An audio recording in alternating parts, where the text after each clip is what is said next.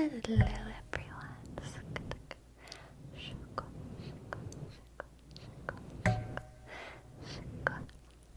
Hello Baram and Olivia. Jose, Gisli, GreenNinja, Nobunaga, Dali Joel, Jailwin, the Closer, KFC, CEO, Matador de Gorda. Welcome to the chat. Hello. How are you all doing?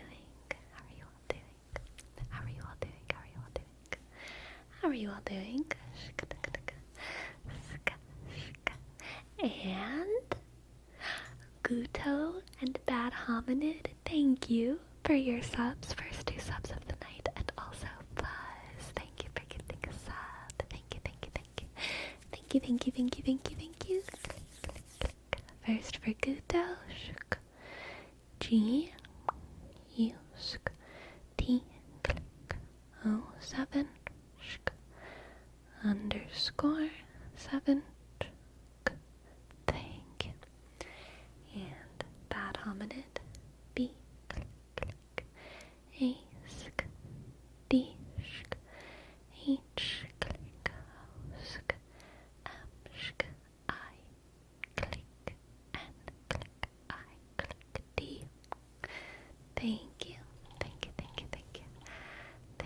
And Fuzz, thank you for gifting us up. B, H, click, U, C, 21. Thank you. Clickety click. Spazatron, welcome to the chat. Hello. Did you just finish playing D&D? I never finish playing D&D. I am always playing D&D. It never ends. The roleplay, really. It never really ends. Blue27, welcome to the chat. Hello.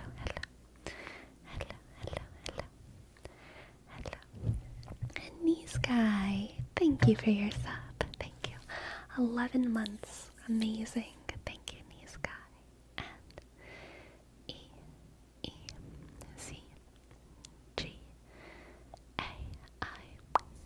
Thank you.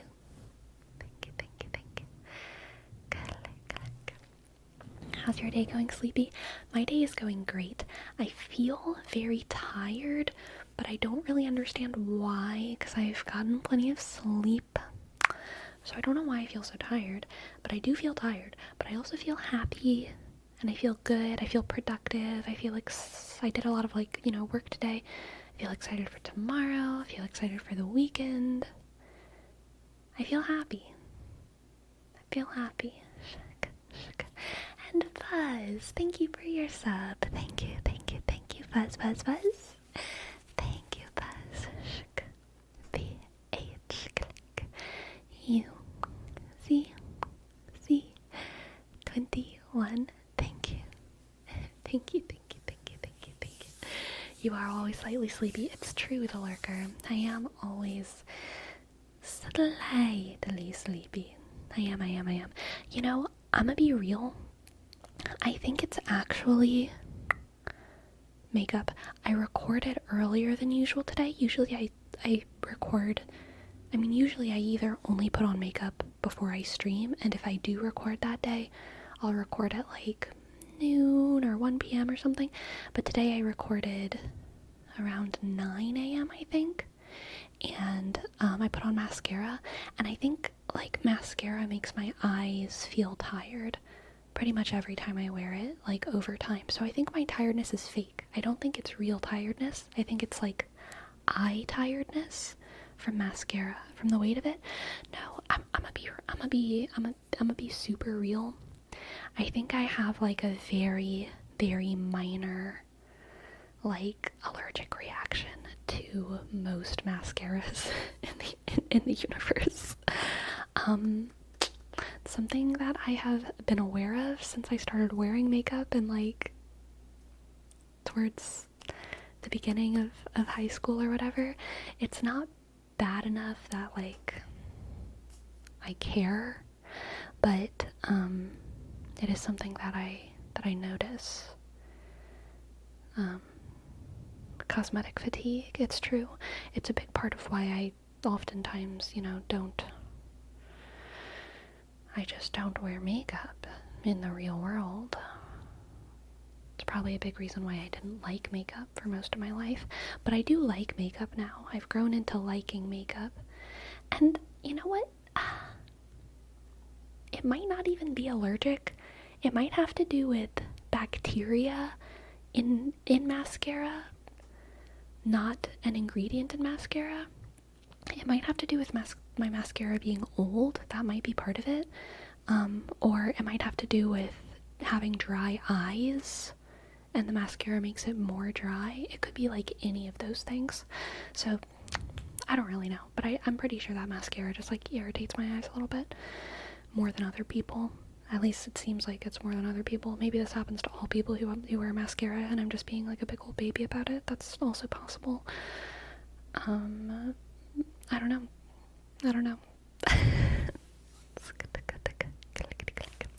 Does the reaction show in some way on your skin?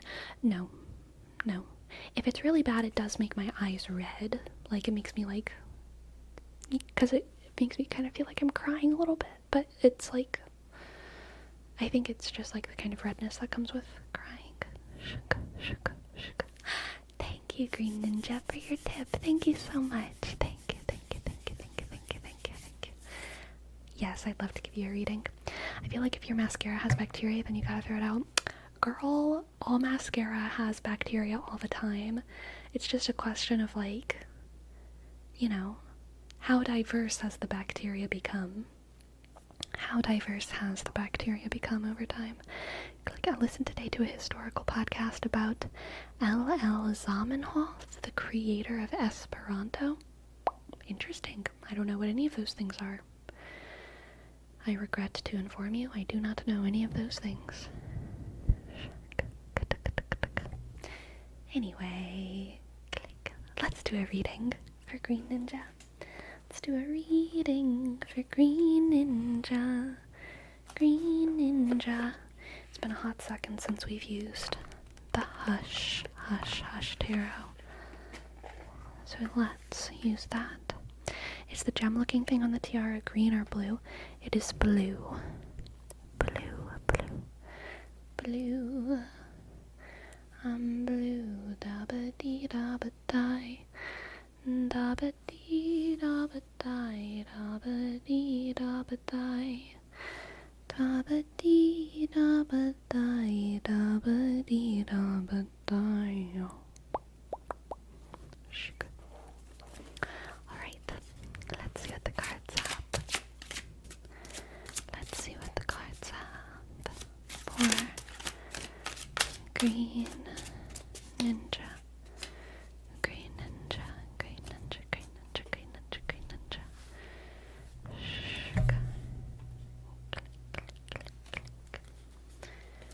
We have the Two of Swords and the Two of Pentacles. Interesting. And the Three of Swords. Ooh, okay, GreenNinja, this one is not a good one. I think that you don't realize that you're juggling between two things, which I know sounds like weird. Like, how could I not realize I'm juggling between two things? But I think somehow,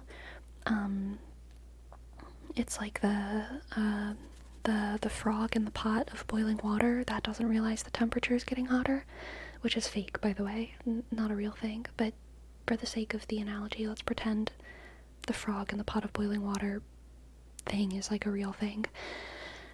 I think the temperature has been increasing, and you don't realize how stressful a situation has gotten, how much you're juggling between things. You're not going to realize, or this reading is a warning, that if you don't kind of do something about your situation,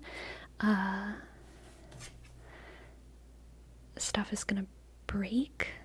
Fragile things are going to break, and it's going to be your fault.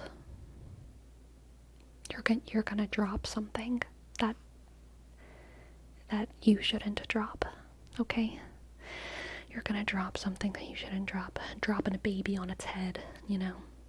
I don't think you're gonna drop a baby on its head, don't worry. I just mean like a metaphorical baby. Dropping a metaphorical baby on its head. You're gonna drop the frogs. It's so true. And yeah, it's gonna be because, you know, to further the analogy, it's like, let's say you've been like walking around with like a baby on your back or in your arms or whatever, and you're doing other things. The baby isn't your focus. You're doing other things. You're going to the grocery store, you're changing a tire, you're arguing with police officers, you're protesting. Yeah, at the protest. you're skating at the skate park with your buds. You're doing all these things, and because you're doing all these things, and you've trusted this whole time, like, hey, I'm a person who knows how to hold a baby. You kind of got used to holding the baby, but you didn't realize that like the skate park was one step too far, and then you drop the baby, and it's kind of like you remember all of a sudden, oh my god, why on earth would I think that I could go to a skate park while holding a baby? It's like you don't realize the absurdity of it until the thing is like broken. So it's a blindness to how much you're putting on your own plate, okay? A blindness to how much you're putting on your own plate.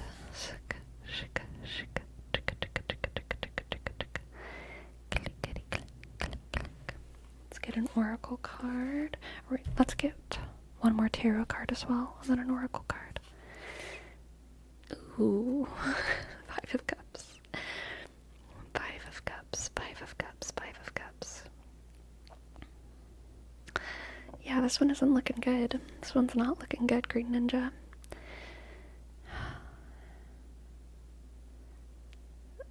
The Five of Cups is a lot of sadness and a lot of shame and a lot of blaming of oneself. So, I think it's kind of just really reiterating the messages of before. Not only will something precious break if you don't change your approach here, but also it will leave you feeling abandoned by yourself. It will leave you feeling ashamed and alone and not good, okay? Not good. So we gotta do something to change our approach. Realize whatever it is that's overwhelming you. I just dropped a card, so I'm gonna pick it up. Okay.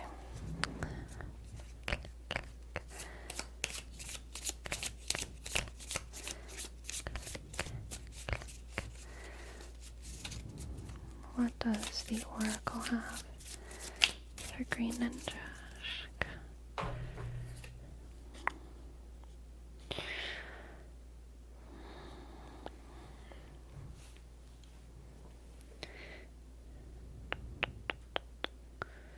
We have Kade reduction and devastation. Pay attention to your flaws. In them you will discover your affinity with others. Pay attention to your flaws, GreenNinja. Because in your flaws, I think you're going to find a lot of your responsibilities that maybe you've forgotten about. The things you've forgotten that you're responsible for. Because other stuff has taken center stage recently. Other stuff that feels more important. This might be also kind of a reference to, not a reference, but an indication that you're dealing with a sort of personal recency bias, where the things that happen most recently or most currently kind of take precedence in your mind, but the things that happened a long time ago, or the things that are still happening from a long time ago, have kind of taken a back seat because they feel less important, but they actually are just as important. They actually are just as important, even though they're kind of older, okay? So, be careful, GreenNinja. Try and be present. Try and be aware of all of your responsibilities, okay? Thank you for letting me read for you. I hope that you enjoyed, and I hope that it resonated. Thank you, thank you, thank you. Now I have a lot to think about, lol. Thank you, Sleepy. You're very welcome. Thank you, thank you, thank you, thank you. Thank you. How's Gracie? She's doing great. She's doing great, great, great. She's doing great. Click, clack, click, clack,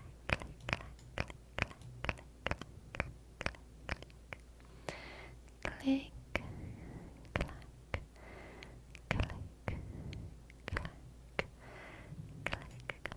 Peacekeeper, thank you for your sub, Peacekeeper. Thank you for your sub, Peacekeeper. P, click, 3, shk, A, sk, C, 3, click, underscore. K, click, click, 3, shk, 3, shk, P, click, 3, R. Thank you. Thank you. Thank you. Thank you. Thank you. Thank you. Thank you. And for Rome, thank you for your tip. Yes, I'd love to give you a reading.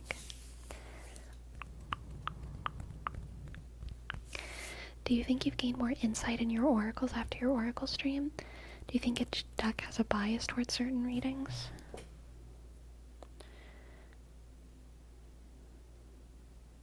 No. I mean, sorry. I don't think the decks have bias. I did gain insight, though. I didn't gain insight. I gained familiarity, I think. What was the point? The point?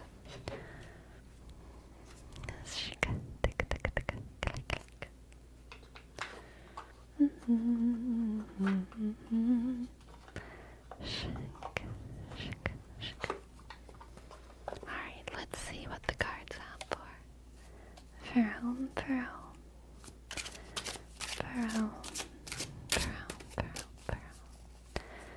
Let's see what the cards have for Rome. Let's see what the cards have for Rome.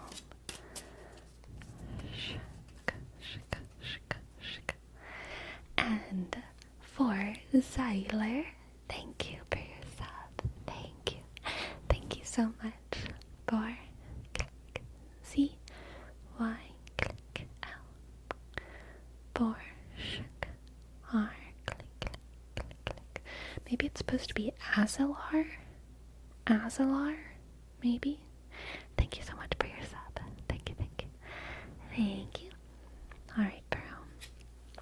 For you we have the Three of Swords again. Three of Swords again.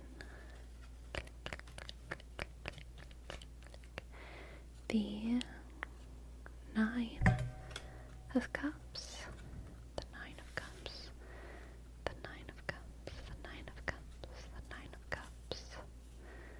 The Two of Swords again. And the Emperor. The Emperor. The Emperor.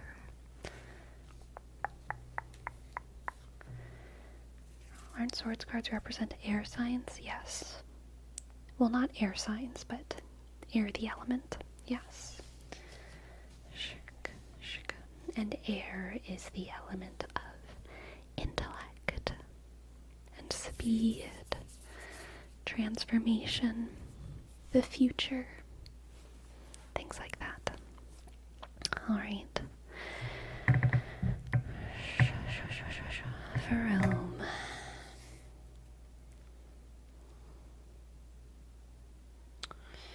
Ooh. For Rome, this reading is about sacrificing your personal desires. It's a difficult decision where you have to choose between your personal desires and like the will of the people, in some sense, the will of the people who you are responsible for.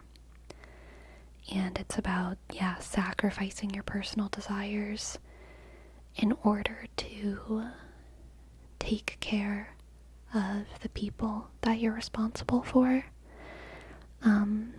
And it might initially hurt and feel like a very sharp sacrifice, but this reading is also about how in the long run that's going to be more fulfilling for you, because it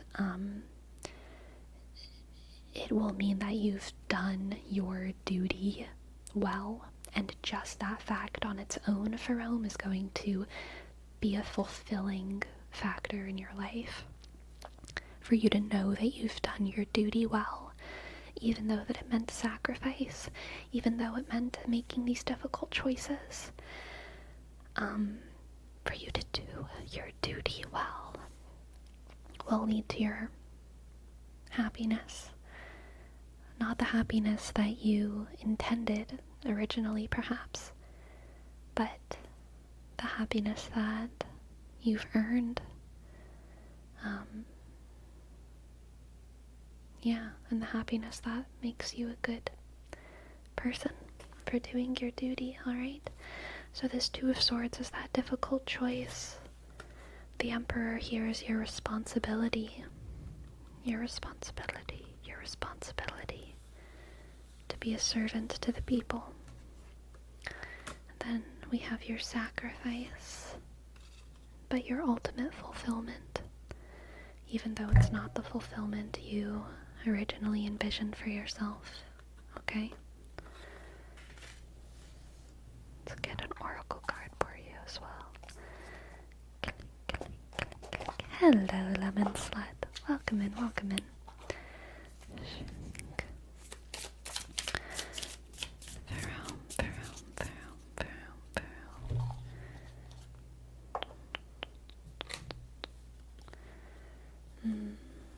We have Azimek.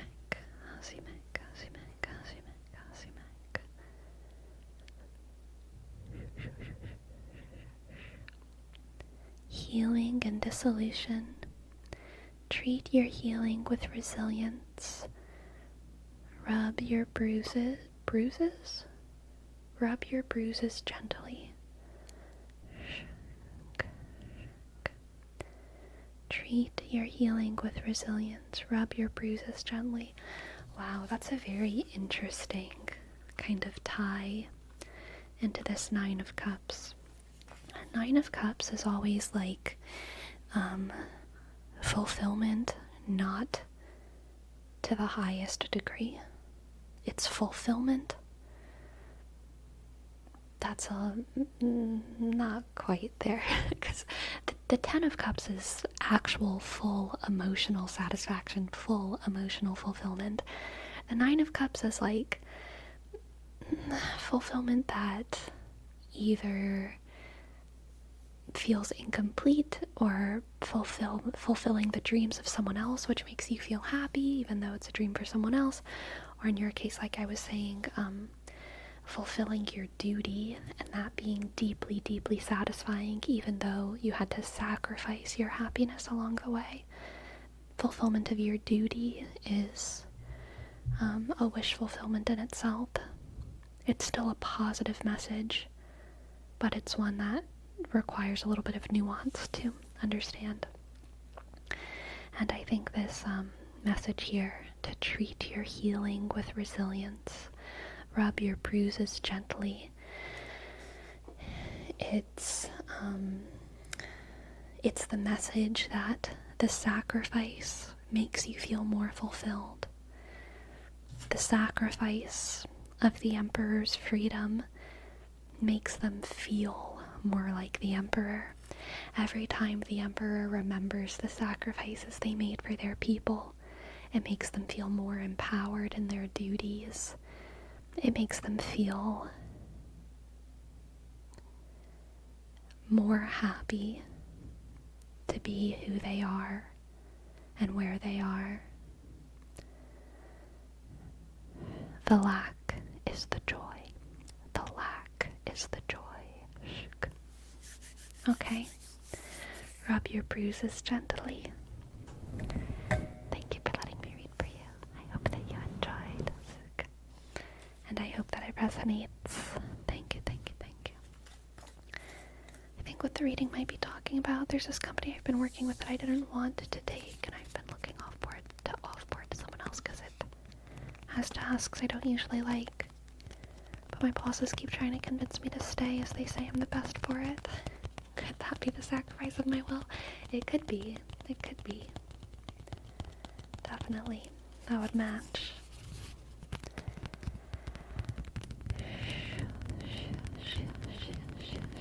Farewell, loser Mars. Have a good AFK.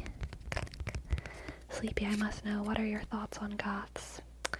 They're just too weird. I'm kidding.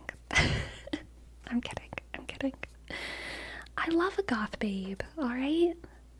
I love a goth babe. I love a goth boy. Absolutely. 100%. I love people who are themselves. I love people who are bold enough to express themselves through fashion.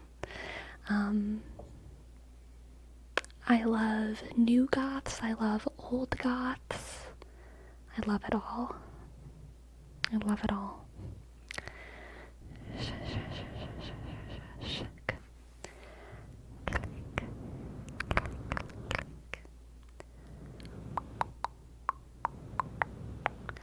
What about them even wearing goth makeup? I mean, I assumed that.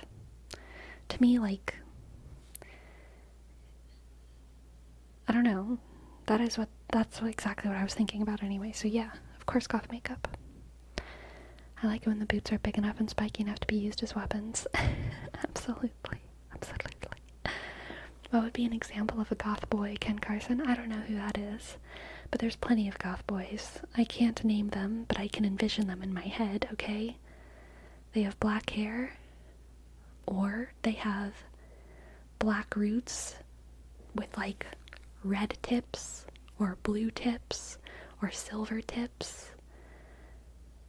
I think there's a lot of crossover between goth aesthetic and punk aesthetic, or goth and emo, right? But, yeah, spikes, dark makeup, black lips, maybe piercings,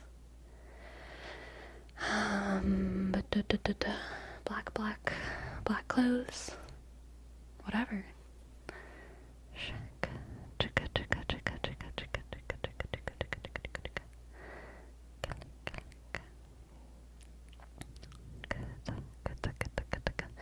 Self-expression makes me so happy to see in general. Me too.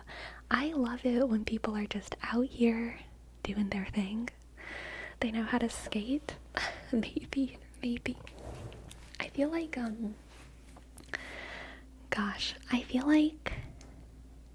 I mean, there's so much crossover between emo, punk, and goth.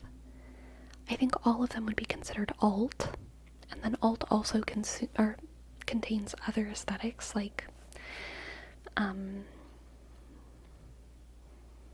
any kind of punk would be alt.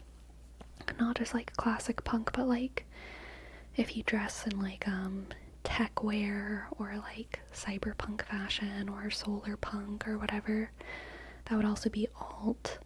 Or if you dress like super fairy core or goblin core, I feel like that would also be alt.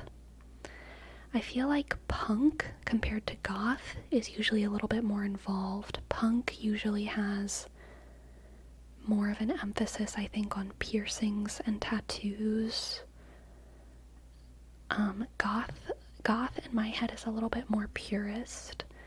Goth people absolutely can have piercings and can have tattoos, because everything is about, whatever people define themselves as, they are correct. No matter how many piercings and tattoos, no matter what you wear, if you call yourself goth, I think you get to be goth, right? But in my head, I think you can be very goth and also have a kind of like rawness to your body. Like, I think pale, no tattoos, black clothing, but I think you can also be goth without goth makeup, or like very minimal makeup. I think it's kind of goth to like only use an eyeliner, a black eyeliner pencil for all of your makeup. You can like smudge it out for your eyeshadow, do a thicker line for your eyeliner, do your lips. That's all you need. Like, there's a kind of minimalism to someone that's goth. The more involved you get, I feel like the more it becomes a little bit punk in my head. Emo to me is more than just a fashion. Emo also encompasses music, right? I feel like music is massive for the emo scene. Goth to me is more of just a fashion.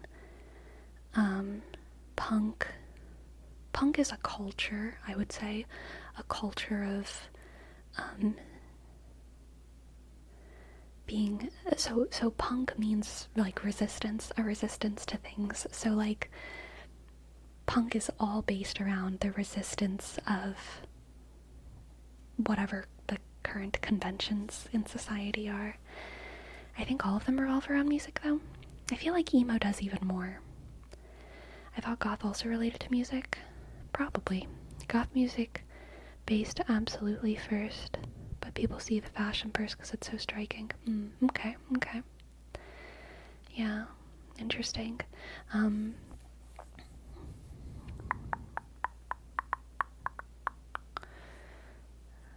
Yeah, I think that's kind of how I differentiate between goth, emo, and punk. But when it does come to the fashion, I mean, I feel like it's mostly interchangeable. If you could be goth, what would be your outfit? If I was goth, I would have many different goth outfits. I would not just have one, because then I would be stinky. Unfortunately. When I think goth, the first thing that comes to mind is the band The Cure. Okay. Punk is almost more anti-establishment and intentional counterculture. Yeah. Whereas goth, I don't think cares about going against society as much. Yeah, I agree with that. Very pragmatic, needing multiple outfits. Yeah, that's the way it is. Would the hair still be red? Probably not. Yeah, probably not. If I was goth, I'd probably go with black hair. Or white. I love white hair, okay? I am so into white hair. I think white hair or silver hair is like super based. I love that.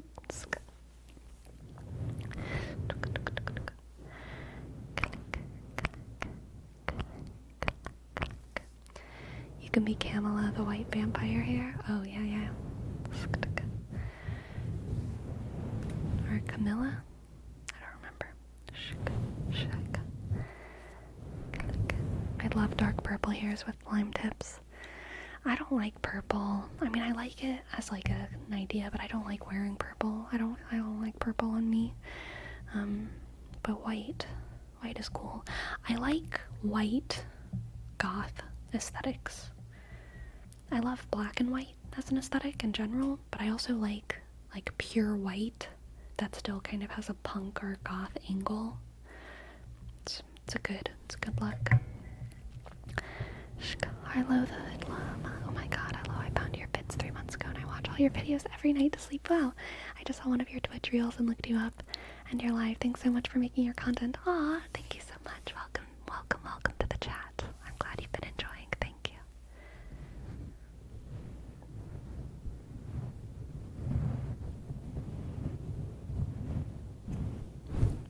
So you like the alternative alt aesthetic? I do. I like pink goth as well, but I like white goth even more. White goth is my favorite. /silver. White/silver. Morpheus Prime. Morpheus Prime. I owe you a tarot reading. I have been waiting for so long for you to be here so that I can give you a tarot reading. Because a while ago you donated for a tarot reading and I didn't see it and for so long, and then I kept saying, Morpheus Prime, are you here? And then you weren't here, and so I didn't give it to you. So I'm gonna give you a tarot reading. I'm gonna give you a tarot reading right now, alright? Morpheus Prime, thank you so much for your sub. Thank you, thank you, thank you. Click. O-R-B, shk. H-E-U-sk. S-B, shk. R-I-dot. M-E, click. 9, sk. 3, sk. Thank you so much for your sub. Thank you, thank you. And here is your tarot reading, okay? What do the cards have for Morpheus? Morpheus, Morpheus, Morpheus. Morpheus.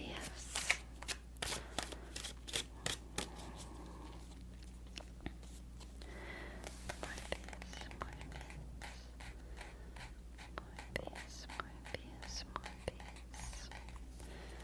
Let's see. We have the star, the star, the star, the 8 of Wands, the 8 of Wands,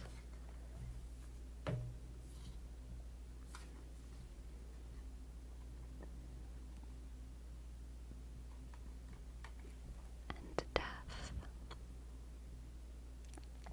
Interesting start. Interesting start.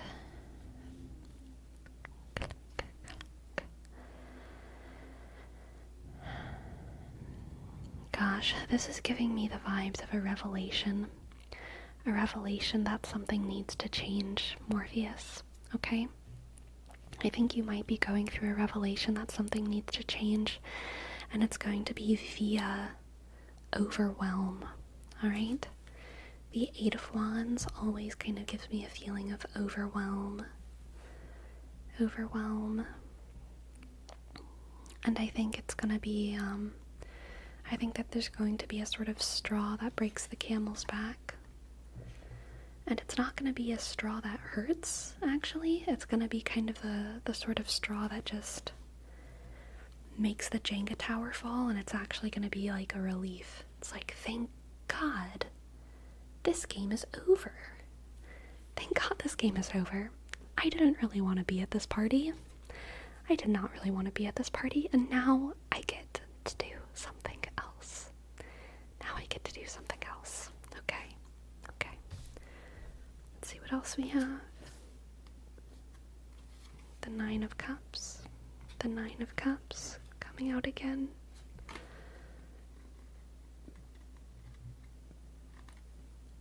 The 10 of Pentacles.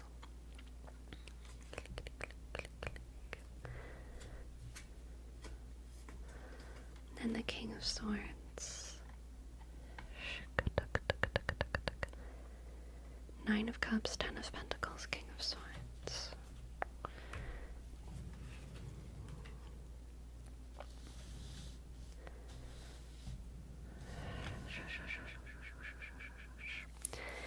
Nine of Cups and the 10 of Pentacles together. Ooh, this is gonna be a good change, Morpheus. This is gonna be a change that is emotionally stable and emotionally healthy, very, very materially rewarding, and also one that, gosh, I think you're going to feel much more taken care of in your next stage of life than you feel right now. All right? I think you're going to feel much more taken care of, much more respected, and really just much more seen, much more noticed. Much more seen and much more noticed. Appreciated for your own unique talents, gifts, identity, and in that noticing and validation of your identity, that fulfillment will follow, okay? That fulfillment will follow. You're going to feel a lot more secure because you're going to feel more appreciated. And you're going to feel like you're not going to be left out in the dust. your situation's just not going to feel as precarious. Let's get some more cards.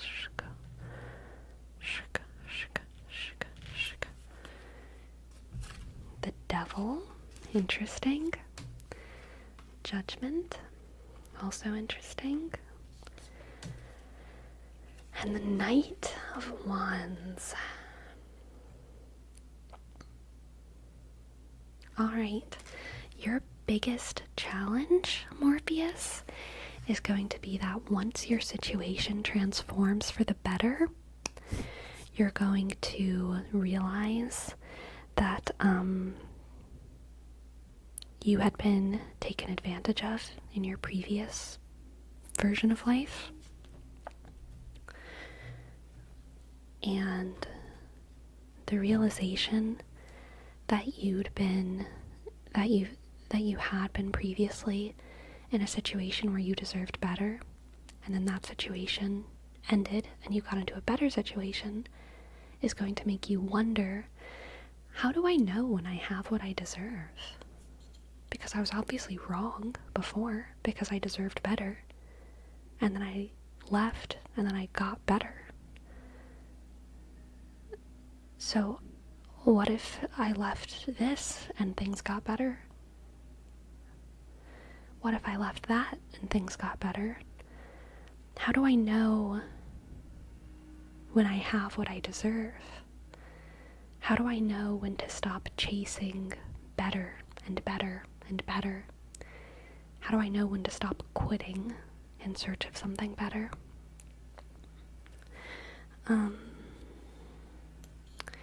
And I think that you're going to be struggling with temptation, struggling with a little bit of greed, and struggling with a feeling of wanting to take revenge against the world that kind of fucked you over for so long without you even really realizing it. You're gonna feel vindicated, you know? Vindicated. Thank you so much for your bits, Mira Patata. Thank you, thank you, thank you, thank you. Thank you. I appreciate it. So let's see what the Oracle has for maybe some advice here. Maybe some advice. Let's see what we have for advice. It just got darker. I feel like it got darker. Let's see.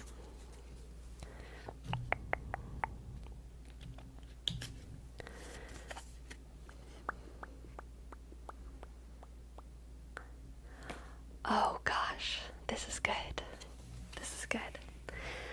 I love this deck so much. The more I use it, I just feel like it's always on it. Always feels relevant. Vertex, celebration and recognition. Honor your soul. Bestow virtue to those who fathom your value.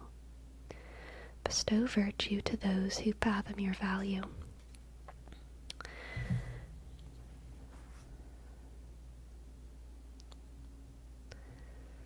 The advice here from the cards, Morpheus Prime, is that it's not so much about trying to chase better and better and better and better and better, as it is about being able to recognize who in your life values you and staying close to those people.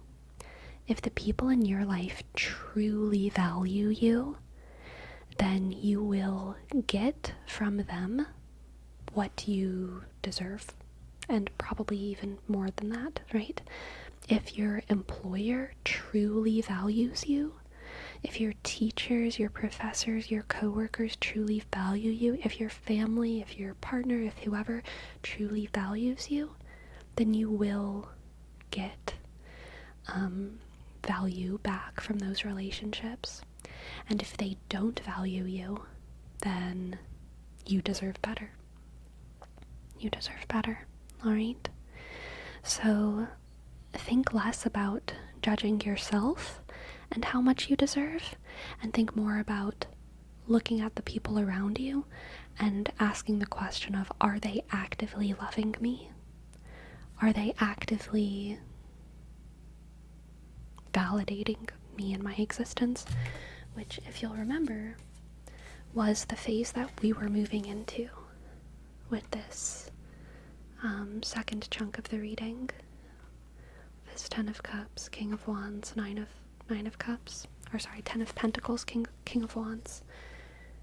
Sorry, Jesus. 10 of Pentacles, King of Swords, 9 of Cups. That was the phase that we were moving into. We were moving into a phase of life where you were feeling so much more valued than the phase that you had left, that we started with. That feeling of overwhelm, that feeling of everything being too much, straw that breaks the camel's back, and then finally moving into a phase of life where you feel more secure because people actually see you and value you. People see you and value you. And that's going to be a very important element to your overall feeling of fulfillment in your life and your feeling of purpose, and the feeling that your life has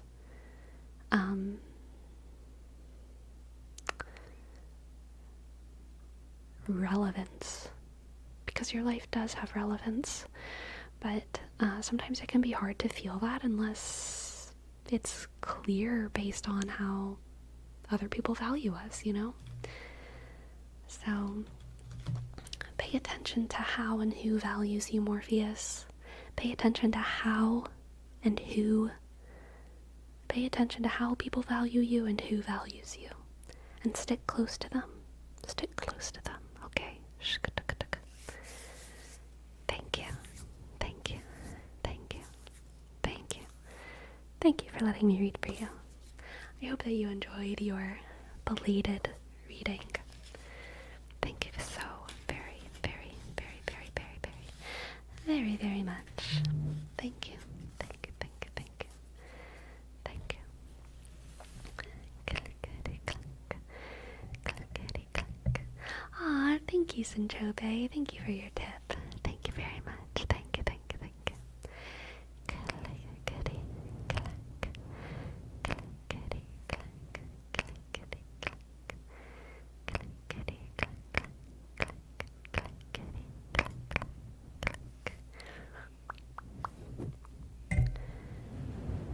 Pink goth kind of confuses me a little. It's like you're goth but also have a girly side. I mean, the style fits and the ideas are not necessarily contradictory. It's just a bold decision.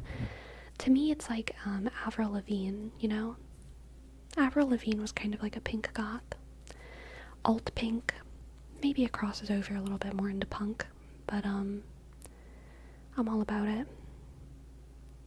Shk, shk. Shk, shk. I think that's more punk than goth. Alright.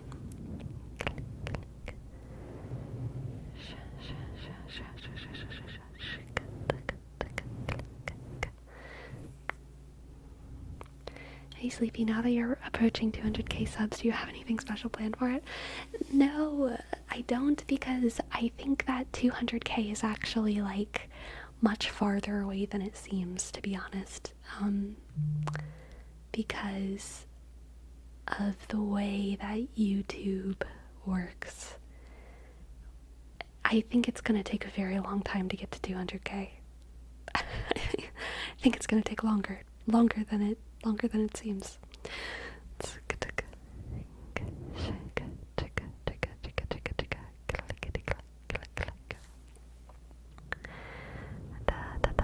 Can I get a general reading, please? I'm in a funk.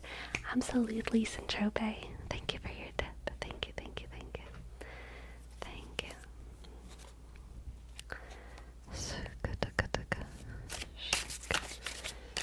Let's see what the cards have for Sinchope. Sinchope. Sinchope. Let's see what the cards have for Sinchope. Sinchope.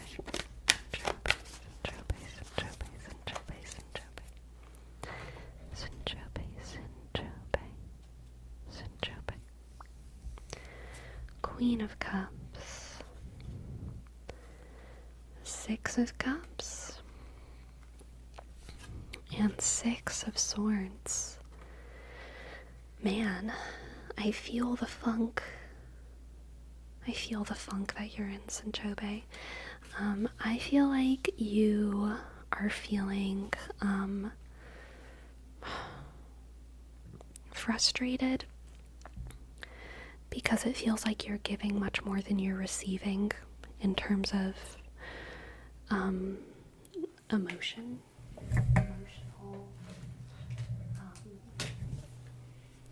emotional contributions to the people around you, to the people in your life. You feel like you're putting more emotional energy in than you're getting. And I think it's making you feel a sense of nostalgia for the past, when emotional relationships seemed easier, when emotional relationships seemed more commonly reciprocal. And I think it's making you wonder if you should just leave. If maybe the grass is greener somewhere else. Maybe the grass is greener somewhere else. So let's see what the oracle has for you. Let's see, is the grass greener?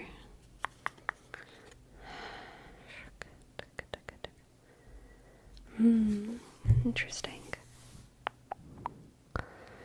We have a tarf.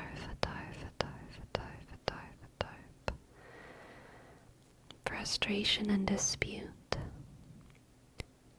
Allow your mind to wander. Hinder yourself from unnecessary answers.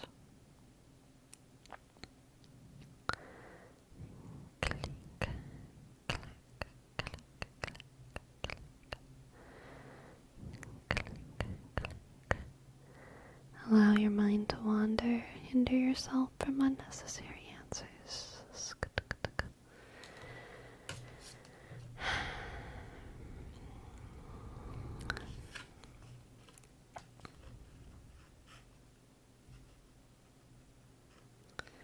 Allow your mind to wander is making me feel, Sanchobe, like the answer isn't in leaving.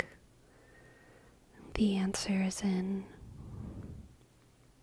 sticking with, oh, sorry, just kind of bonked my mic arm, sticking with your situation, but continuing to work on your relationships in a way that's present, and to not try and search for the past, but rather try to search and discover what the future of your relationships looks like. I think seeking the past, seeking things that are like what you had in the past, might be holding you back because you're trying to aim for very specific things rather than being open to what life has to offer you, rather than being open to what you can learn about yourself and the people around you by having kind of different shapes of relationships. So rather than being in search of the past, I think opening your mind and being in search of the future will be more rewarding. And it will stop you from feeling so frustrated. Stop you from feeling like you're in a funk, okay?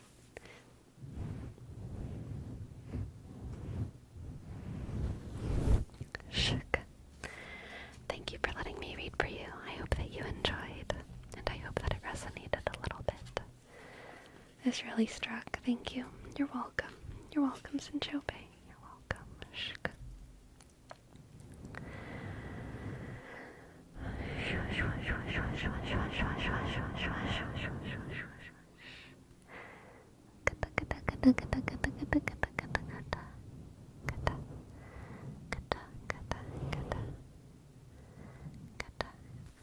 Instead of searching for greener pastures, try to make the one you already have greener. Yeah, the way that something similar to that is said that I enjoy is the grass is greener where you water it. Okay? The grass is greener where you water it. The grass is greener where you water it. Shk.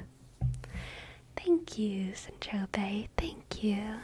Thank you for gifting a sub. S I dot N C H click ooshk B sk E. Thank you. Thank you, thank you. Thank you, thank you. Thank you, thank you. Thank you, thank you, thank you, thank you. Click. We ever figure out where the words from that oracle deck come from? The words are just from the author of the deck. Shk. They're not like from something. Just the author of the deck. I don't know if it even says their name on it. The designer. Yeah, Maria J. Fajardo? Prayana? It might be Fajardo? I don't know.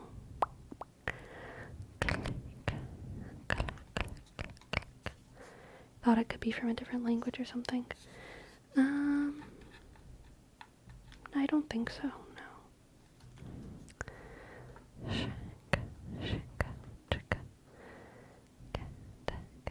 Did you get the YouTube Silver Play button? I did, but I haven't mailed it to myself yet. I keep forgetting. Gosh darn it, I keep forgetting. For a long time I wasn't doing it because my mail system was a mess at the other place that I used to live, and I really didn't want it to get lost in the mail. But now I've moved, and now I just keep forgetting. I keep forgetting about it. Do it now? No, I'm streaming. I can't do it right now. I need to remember. I need to remember later.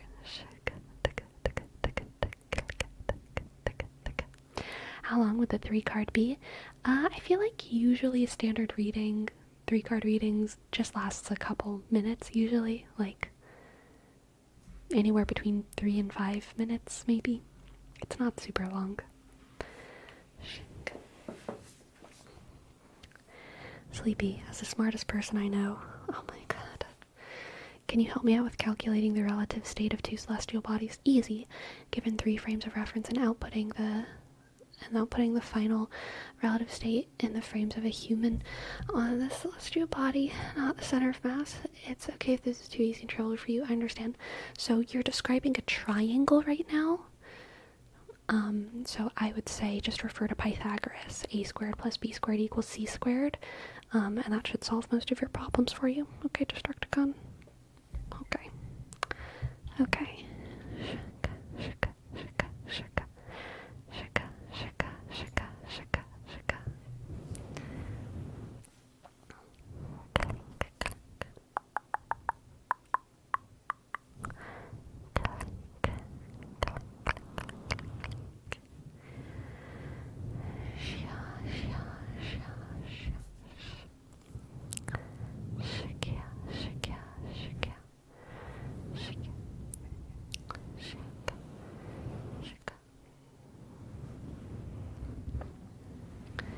Did y'all know that Pythagoras, and I wish I could remember the name, Hypatia, maybe? Am I making that up? Pythagoras and Socrates were both taught by women who are not remembered by history. But they were taught by, their philosophies were based off of their teachers' philosophies, who were Greek priestesses. And I wish I could remember their names, but I can't. Danny Penny, welcome, welcome. Thank you so much for your raid. Thank you, thank you. Oracles? I don't think they were oracles. I think they were just priestesses. Thank you so much for your raid. Welcome, welcome raiders, welcome raiders, welcome raiders. Thank you, thank you, thank you, thank you, thank you, thank you. Welcome in, welcome in, welcome in, welcome in, welcome in. Did they ever write books or make anything public? No, they didn't write books. That was their greatest historical downfall. They did not write books.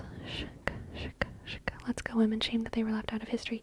So Pythagoras and Socrates wrote about them, so they weren't left out of history. They wanted them to be remembered, and their teachings to be remembered, which is part of why they wrote what they wrote. But unfortunately, they weren't remembered. Aspasia, yes, that sounds familiar. Let's see if I can remember what let's see if Perplexity knows.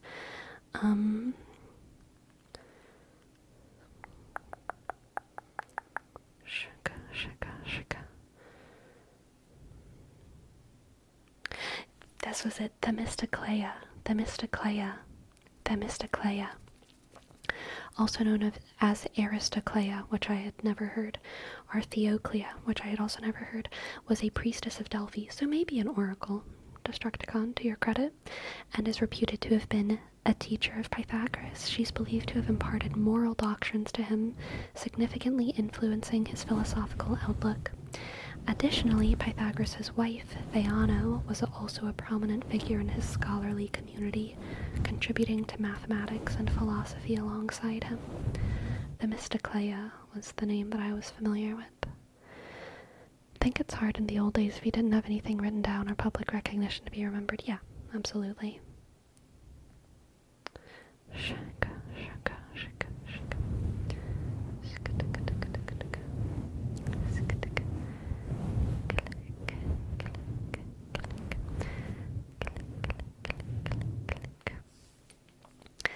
I like how you use Perplexity. It's an immaculate AI. I do like Perplexity. It is very good at answering my questions. Although sometimes Perplexity is wrong, okay? I was on YouTube earlier and I watched Destiny, and Destiny has more than one YouTube channel. I don't think I'm subscribed to any of Destiny channels, but because I watch Destiny, his stuff pops up on my suggested. And a video popped up, and I was watching it, and I realized it was from a channel that I had never heard of. It was called, like, Destiny Zone or something, and I was like, is this a new Destiny channel? He already has, like, 4 channels. Why is there a whole nother one? And so I was trying to figure out, I was just going down, like, a wormhole by myself. I was like, how many channels does Destiny actually have right now? And I was like, I wonder if Perplexity knows. So I asked Perplexity. Let's see if I can find it. Let's see if I can find it in my question history.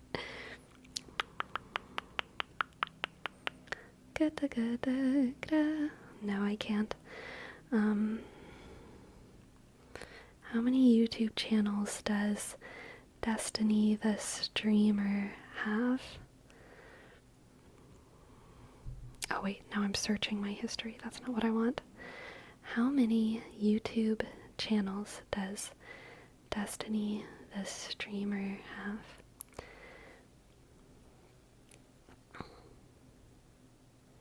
Oh! So it just answered it differently than the way it did earlier. So now I think this is correct. So the way it answered it earlier was Destiny, the prominent YouTube streamer, has multiple YouTube channels. Destiny is the main channel, and then the other channel is Destiny 2, which focuses on gameplay from Destiny 2, which is obviously an incorrect answer. That's obviously an incorrect answer, so I thought it was funny because Perplexity was being wrong. But when I just asked just now, I gave the right answer.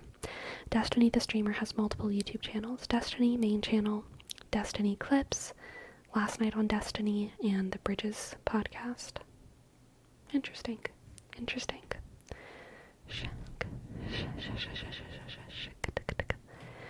Opinions on Mr. Beast drama? I didn't know there was Mr. Beast drama. What did he do? I don't know. There's drama with Chris? Who is Chris? Is Chris a girl or a boy? What did they do? Not him, Chris. Who is Chris? What is Chris? Ava Chris?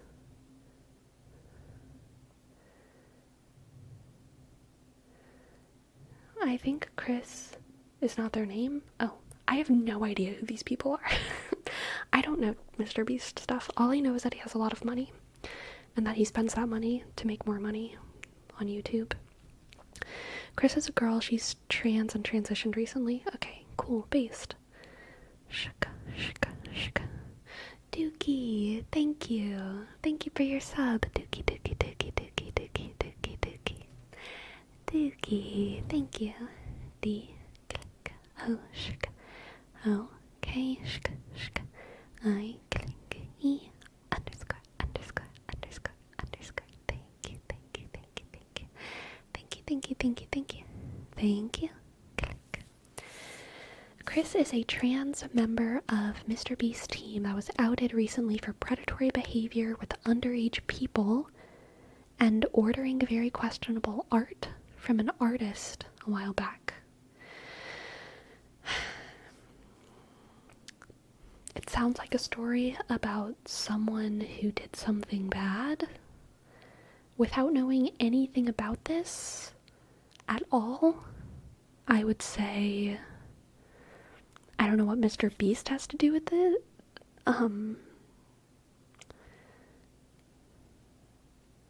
Yeah, I actually feel like I can't say anything. I literally don't know enough about any of this situation. It sounds complicated. People shouldn't do bad things. People should not do bad things.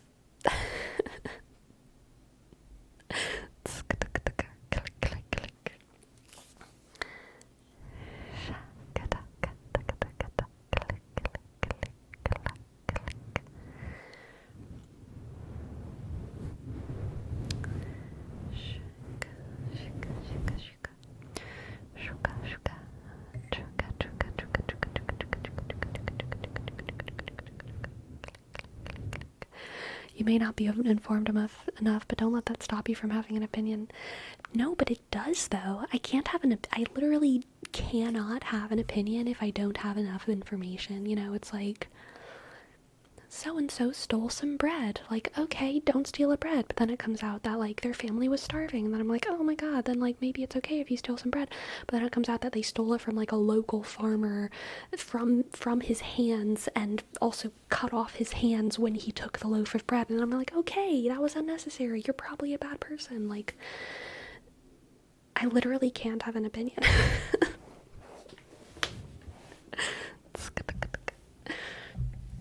I'm gonna be real, I don't really care about those kinds of things anymore. It's so common that popular people get outed for this, and then boom, it's everywhere. As soon as one case dies down, another one rises. I care, and I like having opinions, alright? I like forming opinions, and I like talking about them, and I like the tea, I like the drama. Not all the time, but like, I'm an internet person. But if I don't know about it, then like, I'm not gonna have like a hot opinion. I don't form opinions quickly on that kind of thing. And also if it's about people who I don't care about, then like it's much harder for me to have a nuanced opinion or an interesting opinion. Like I just can't. Yeah. I like and or not like I care when it's people who I've followed or people who I'm at least familiar with, so I kind of have a sense of who they are. Then it's like interesting to talk about as a jumping off point, not just to like pass judgment on them, but to like learn lessons about the world, Reese. Here's your name trace, here's your name trace. Click. R, click. E, click. E, C, click. E, underscore. S, 9, sh. Eat. Clickety click. Thank you, Reese. Click. And for Dolly Joel, we have a word wrap for no no ha. No no ha, no no ha, no no ha. Hello cactus, thank you. No no ha, no no ha. No no ha, no no ha. No no ha. No no ha, no no ha, no no ha, no no ha, no no ha, no no ha.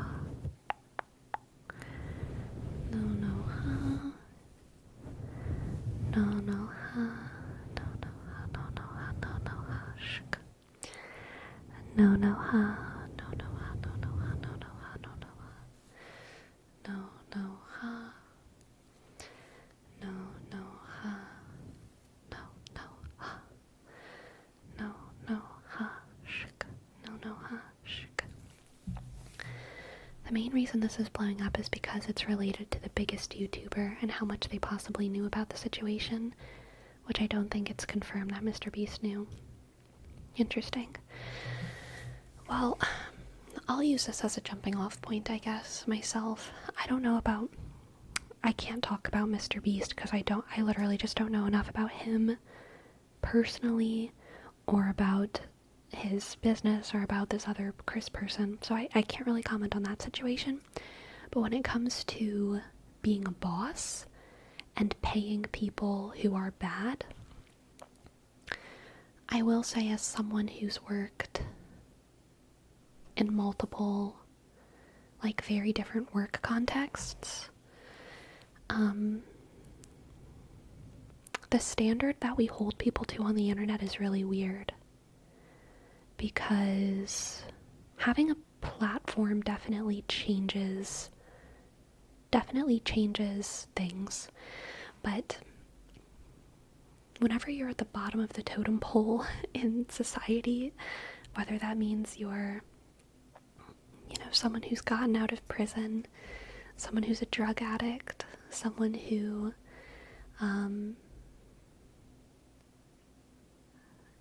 has severe anger issues, or someone who has even just like severe addiction issues that make it hard for you to participate in society in a functional way because maybe you're lashing out at coworkers or whatnot. I've worked with those kinds of people before, and never have I felt like they didn't deserve a job. Those people wouldn't be able to have a job in a lot of industries, but stripping them of their kitchen job, dishwashing job, gas station job feels deeply immoral to me, because even people who are kind of bad because they're mean and racist and judgmental, I still think they deserve to have enough money to pay their rent, and they deserve to have enough money to take care of their families. They deserve to have enough money to try and thrive in their life so that they can have the resources they need to work on self-improvement and maybe fix some of those issues and maybe become kinder people and become less judgmental. And usually whenever someone has, deep-rooted psychological issues,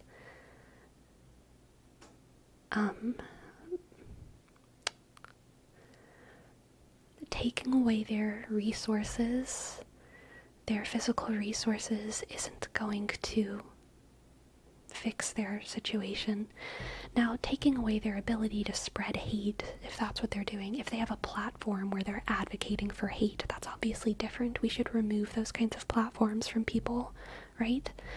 But if it's just like a question of, does this person, deserve to have an income in America, I feel like the answer is usually yes, almost no matter who they are.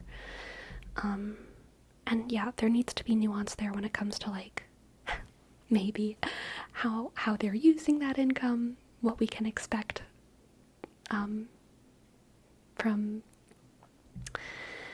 them as an individual. But like, I don't know, I just feel like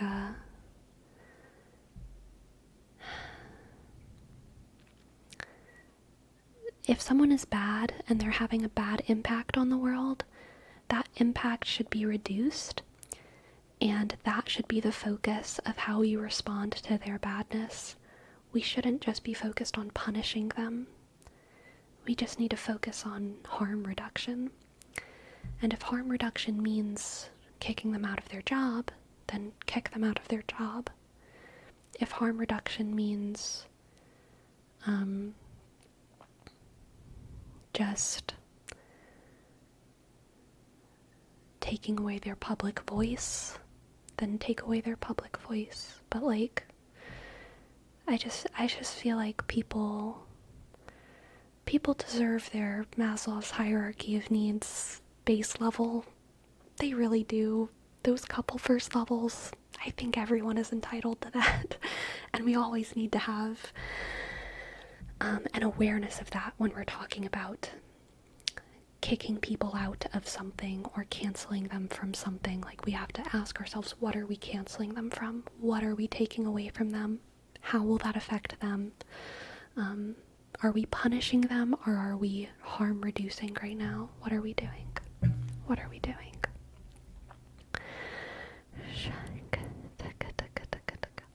Yeah, even if their opinions are trash, if they're doing an honest job, maybe we shouldn't punish them. Yeah, I mean, again, it just like depends on, it so depends on what they're doing. Click. Thank you, Lemon Slut. Thank you for your bits. I think it depends on the nuance. Reformation and rehabilitation is required if possible. But generally, I think people are removed from those positions to appease those around them. Generally, why people don't hire murderers because it makes the customers and employees uncomfortable. Right?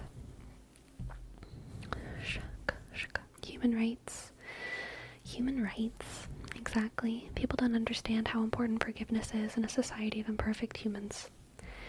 Yes. It's so true. It's so true. Forgiveness and mercy, giving people a path to redemption, is all so important. It's so important. It's like one of the most important things, I think, to having a good society. I think context is also important, right? Like, example, that guy with trash opinions works behind a counter in a restaurant, it's fine, but if they work as, like, let's say a primary school teacher, then you have to move them from that space. Yeah, I agree.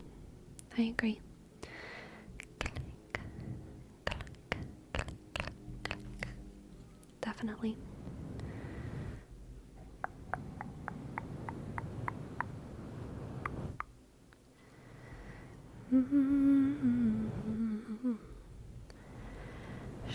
In this case, I think there's a fine line between punishing them and harm reducing. Yeah. And a lot of times it's just like literally not for people from the outside to know. I think that's another kind of a different topic, but I think on the internet, public accountability has become too big of a deal. Like, I think someone can take accountability privately in an important way that kind of like completes their ethical responsibility. And I don't think that the internet has to be privy to someone's accountability, but I think that the internet wants to be, and that in a lot of cases the internet won't believe that someone has taken accountability unless there's public evidence of that. But I think accountability can be taken privately in a way that satisfies someone's ethical, moral responsibility. You generally have to understand the situation in full detail, then take corrective action. Right? So blanket punishments don't work, right?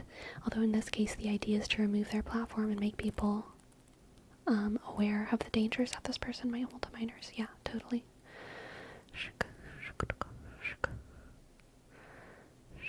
I love my opinions and discussion ASMR. Thank you, Ace. As do I. It's difficult to have a system for that kind of thing when everyone's path, self-journey is so different, right? I think a lot of the issues are rooted in impatience. Yeah, I think that's fair. Does age play a big factor in giving criminals a second chance? I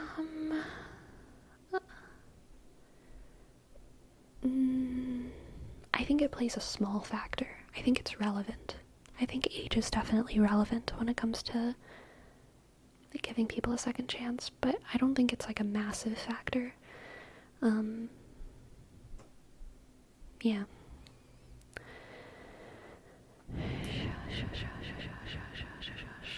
Gisley, I'm not gonna comment on the Chris Mr. Beast situation because I literally know nothing about it.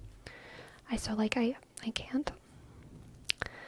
I don't know how big of a deal Chris is to the channel. I don't know what part they play in Mr. Beast's content. I have no idea what the relationship between Chris and Mr. Beast is. I don't know. I can't.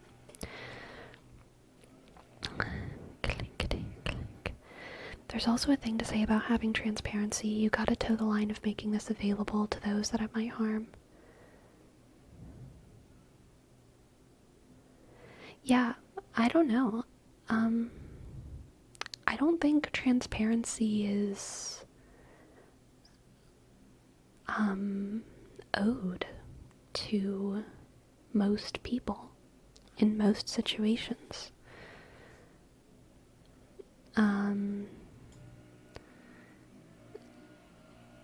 Yeah, I think it's a weird phenomenon of the internet that we want public knowledge of so many personal issues. I think, whenever people choose to make things public, that comes with a responsibility usually, and you have to be ready for the backlash of people wanting more details, right? But, yeah, I don't think the public is entitled to a lot of those details about just most things. I try my best to remind myself when something is none of my business. Yeah. Specifically about the punishment that they may get, because otherwise it just becomes a public stone throwing. Right. Like, the law exists whenever society can't punish people sufficiently, right? If society can punish people sufficiently without the law, then I think that oftentimes the law doesn't need to be involved. And then also, if someone does face legal consequences, I think that asking them to also face kind of public social consequences is oftentimes too much. Like, if someone goes to prison for years for doing something, and then they come out and they get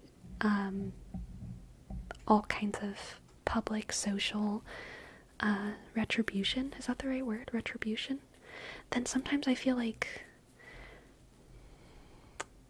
yo, they went to prison, like they did it, they did the thing, give them a chance now. Of course it depends on the situation. Like, maybe they come out of prison and they're like, yo, I finished my sentence and now I'm gonna be bad. In that case, yeah, totally punish them socially. But if someone feels sorry and so much time has passed, then, like, I don't know, my instinct is to give them a chance. Give them a chance.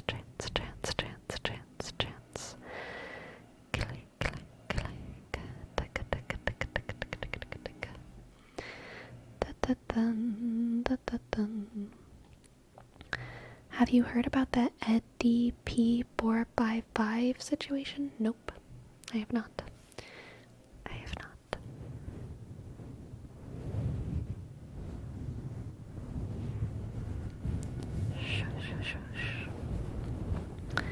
I don't mean about the punishment, but rather to make sure there are systems in place to ensure one party isn't unchecked. There's a lot of cases where systems are taken advantage of, and without transparency you would never know there was an issue. I feel like I still don't know what you're talking about. I'm sorry. Maybe I need more specificity to understand. More nouns. I need more nouns. Less pronouns.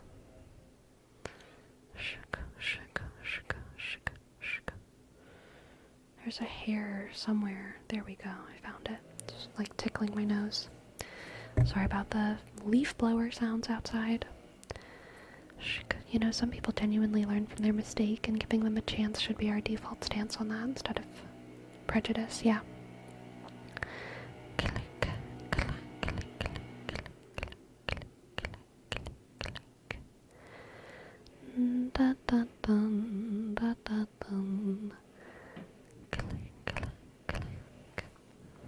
Talking about age, not that long ago I saw in the news that some court in Germany was giving a sentence to a soldier from World War II for war crimes.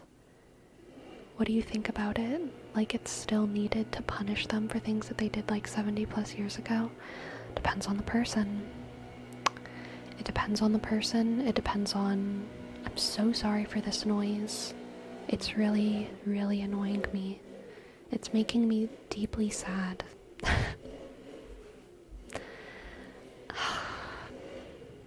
I hate it. I hate it so much. It makes me crave war crimes, actually.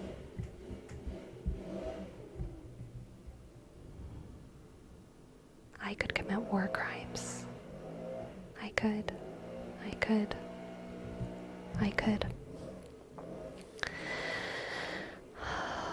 In my opinion, yes, if age doesn't matter and how we look at them to give them a second chance, it shouldn't matter for their punishment either, unless they've already paid for it somehow.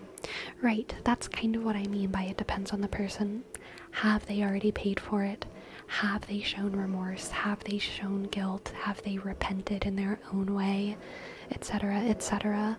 When the crimes were committed, what was their situation, you know? Like, was it their idea? Not that that's the only relevant thing, but it's where someone is on the totem pole of authority is relevant. It is a relevant detail.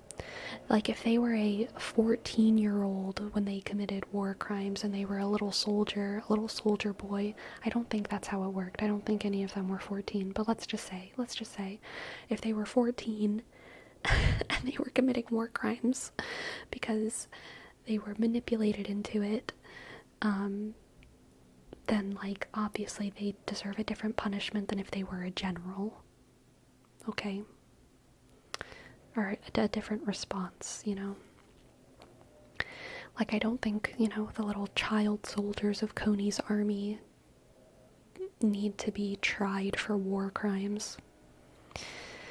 The fact that you were turned into a child soldier is a war crime in itself. Yeah, exactly.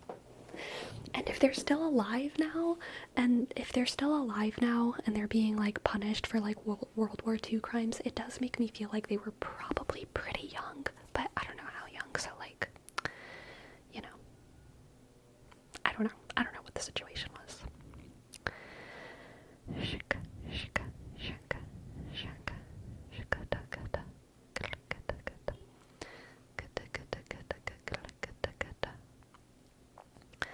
I wonder how things like prisons, care homes, schools will change in the future as we grow more aware of how the brain works and and people too.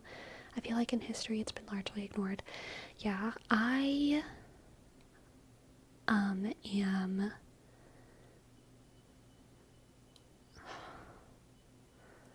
What is happening outside?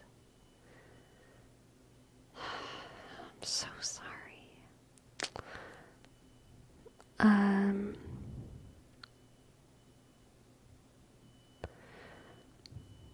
What was I talking about? The sounds completely kill my brain. They drop my IQ to like 10, okay?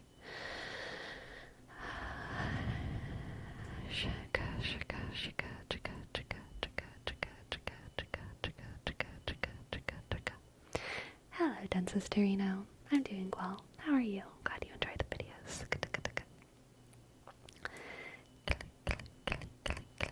I had some kind of thought. I don't remember what it was, though. War crimes, people... Oh, yeah, prison. I'm like, I know prison is necessary. The existence of prisons, the existence of of institutions where we put people who are too old and too infirm or violent is like important, and they need to exist. And also the I'm definitely not advocating for just like disappearing all prisons and stuff like that, but oh my god, the prison system in most countries is like super not good. It's like super not good. And even there's like more than one beep. There's like more than one. It's, oh my god. I'm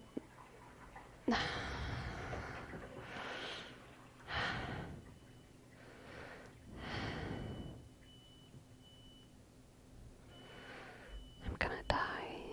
I'm gonna die. I'm gonna die. Just sacrifice me. I am ready. Into your hands I commend my spirit. Into your hands I commend my spirit.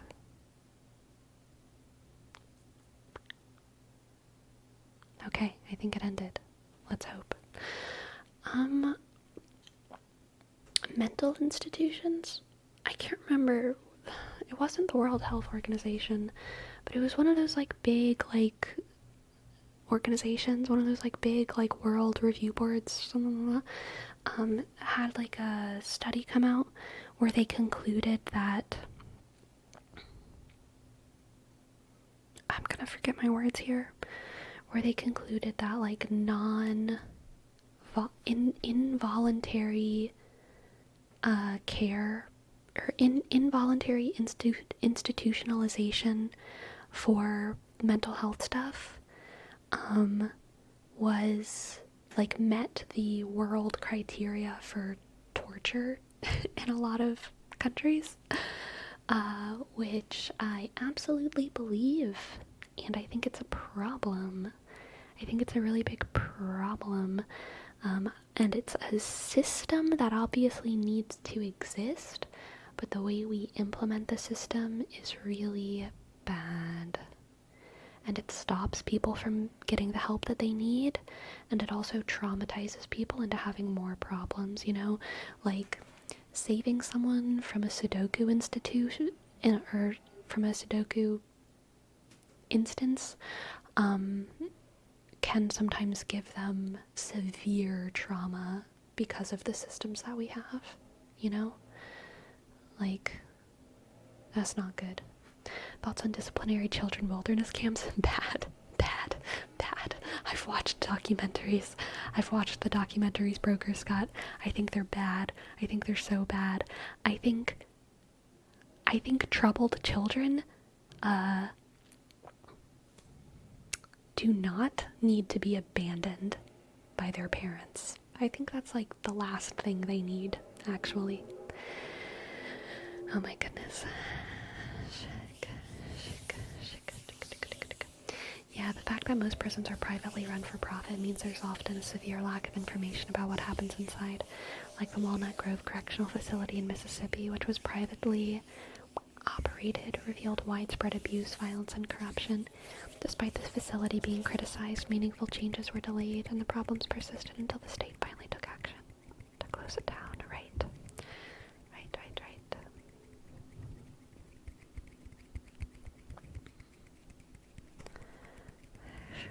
I really love how excited you get when talking about something. Thank you. I'm glad. Thank you. I feel like this has been asked before, but do you think some people are beyond hope and can't redeem themselves? If so, do you think death or life sentences are justified? I think there is always a hypothetical person who is beyond hope and beyond redemption. And sometimes I hear stories about people and I feel like, just what kind of monster can do this kind of thing? Oh my god, how monstrous does your mind have to be for you to do this kind of thing? So yes, those people exist, for sure. I'm against the death penalty. Because I don't think it's necessary, because our prison system is very good. And I think, Yeah, I think our prison system is very good. I think life sentences are sometimes, yeah, valid. I think life sentences are valid, but I'm against the death penalty. A big reason why I'm against the death penalty is because dogs. Dogs are why. Dogs are why I'm against the death penalty, actually. A big reason why I'm against the death penalty is because I don't think it is okay to put murder on someone's soul, okay? I don't think that anyone should be charged with the responsibility to kill other people. It's another reason why I'm ethically against war. I also recognize that war needs to happen because we live in a real world that is like complicated, and the consequentialists have correctly decided that war is necessary. But I will hold my idealist stance of murder bad, and I will also never become a politician because I know that I would, if I had power, I would let violent countries kill our country, which would be bad. So, like, you know, I'll let the people who do the war do their thing, but I, in my heart of hearts, believe that a just war is hypothetically possible, but rarely real.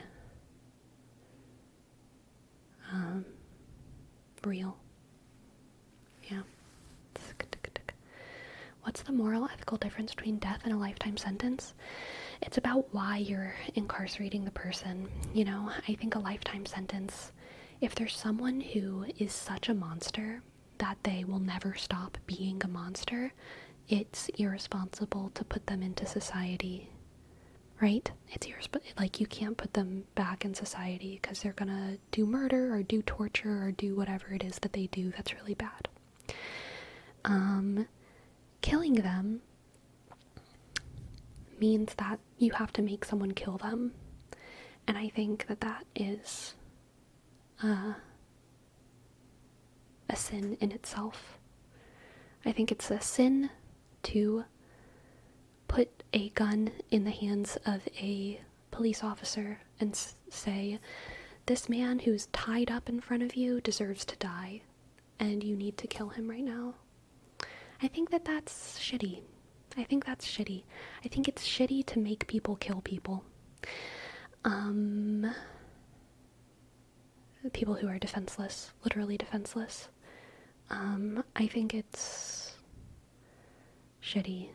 Yeah. I don't think it's about deciding, like, who deserves to die. I don't think we can, with our human intelligence, decide who deserves to die. I think all we have the power to decide with our human intelligence is who do we need to keep away from society for the safety of the rest of society. You know, like, yeah.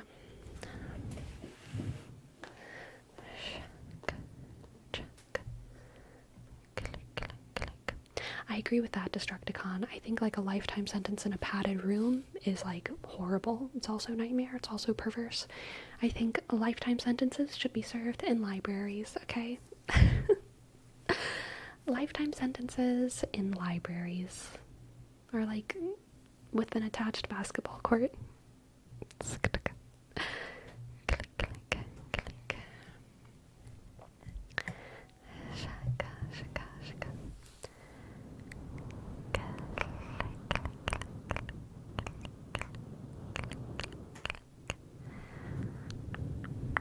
In the history of executions, the people who did the deed themselves were often local pariahs because people didn't want to interact with somebody who did such dirty work. Yeah, I think that's a tragedy. And thank you, Yuspa, for that contribution. It's true. Welcome to the chat. Lifetime sentences with all the warrior cat books. If they finish them, they get to see the sun. Yeah, exactly.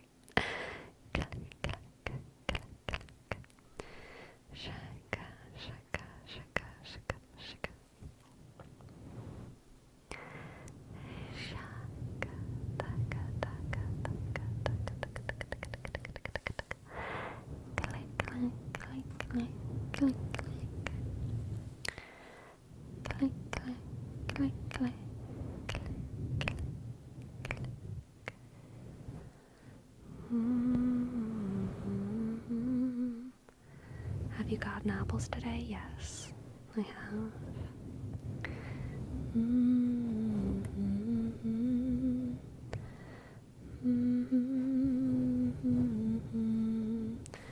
Do you think we're putting a mark over someone's soul if we have someone deciding over another person having to serve a life sentence? It's much less of a mark. Much less of a mark. Radically less of a mark. Putting someone in an institution for the rest of their life is very different from killing someone, in my opinion. The fact that they're functionally the same for society proves to me that that the life sentence one is like the obvious solution. Like, yeah, to society, either way, for society, that person is not going to be integrated ever again, right? But for the people directly involved, there's a massive difference. So it's like such a important difference. What if the life sentence is in a mental hospital? I think that mental hospitals need as much reform as prisons, but I mean, hypothetically, sure. My cat's making some little noises amongst my wires. I apologize if they're disturbing.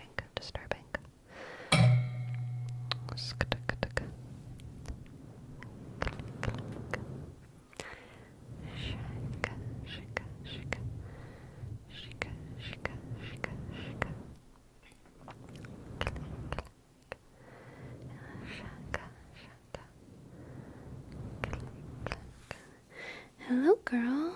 Welcome. She has jumped onto my lap. Shika, shika, shika, shika. Shika, shika, shika. Shika.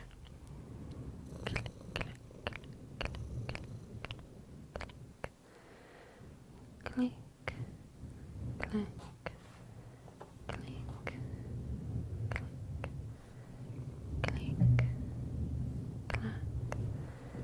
click, click, click, click. Here's her tail. Shika, shika, shika, shika, shika, shika, shika. I feel pretty morally conflicted, honestly, when it comes to what's the proper term? Medical assistance in dying. Which I think is basically what you're talking about, Jerome. Someone choosing for some reason that they would rather be dead, and kind of what you're talking about as well, Flex it all, for some reason that we decide is valid. Whereas, if someone's reason for wanting to exit is invalid, we would call them mentally incapacitated or diagnose them with something. And then if it is valid, we say, perhaps they deserve medical assistance in dying. I feel super morally conflicted on it. I'm anti-death, generally. I'm anti-death. And I'm anti-killing people, and my intuition is also anti-medical assistance in dying. But it's such a complicated issue. I think autonomy is also important. And I think that like in a kind of radical, hypothetical, futurist sense, it's going to be more and more necessary to have conversations about choosing death as medicine advances, you know, to the point, like if we get to the point where we're like functionally immortal, how do we choose death, right? So I think it's like an interesting philosophical conversation to have. But in a practical sense, where we are right now with technology, where we are right now in the world, and with rhetoric around medical assistance in dying, I feel generally intuitively against it. But I think, but I'm open to having my opinion changed. And also, I probably won't be like learning important lessons like while I'm streaming from chatters. Because my cat's too cute. And it's hard for me to learn while I'm streaming. Because my brain is too overwhelmed.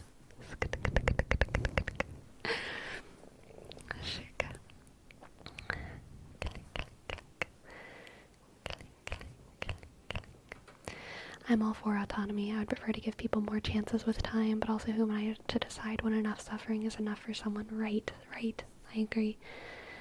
Medical assistance in dying is generally taken seriously whenever someone is determined to be of a sound mental state, having tried all available options prior, and determined to be mentally ill. Yeah.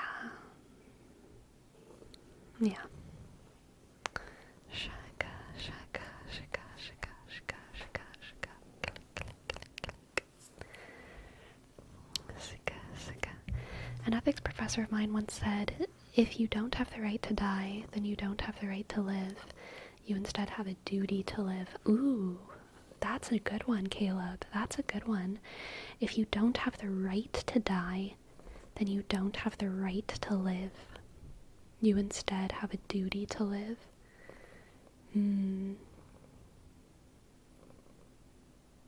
Interesting.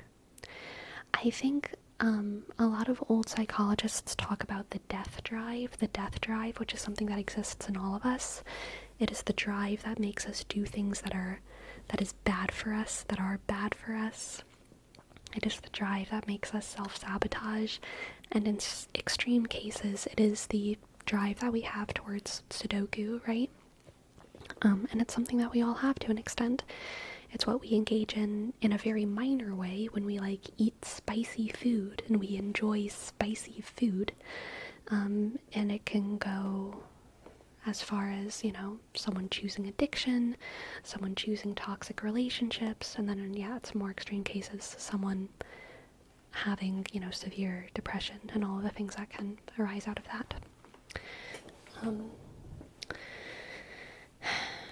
And I do think that the death drive is part of humanity. The tyranny of consciousness, the tyranny of sentience is, I think, one of the defining factors of humanity. And I think it's part of what makes us capable of having, of telling stories, of being curious, of leading such interesting lives, making art, all of that. But I think some people have it to such a high degree that it makes them dysfunctional, and it's sad. It's sad, and it's scary, and it's frustrating. And I also think the sadness and the scariness and the frustration is just part of humanity as well. And I think that Sudoku is one of the weirdly defining qualities of humanity as well. Other animals don't really do that. So, like, some, you know, it's an expression of our humanness, that it's something that we can even comprehend, like, doing.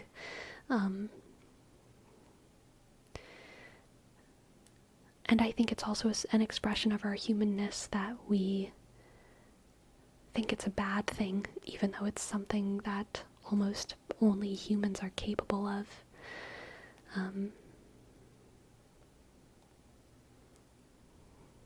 I think fighting against the temptations of the death drive while also enjoying it within ourselves when we eat our spicy food and we want video game characters to like step on us or whatever. It's like all part of being human. We have both a responsibility to engage in it and repel it. For Dolly Joel, we have a word rap for biosocial. Biosocial. Pyro.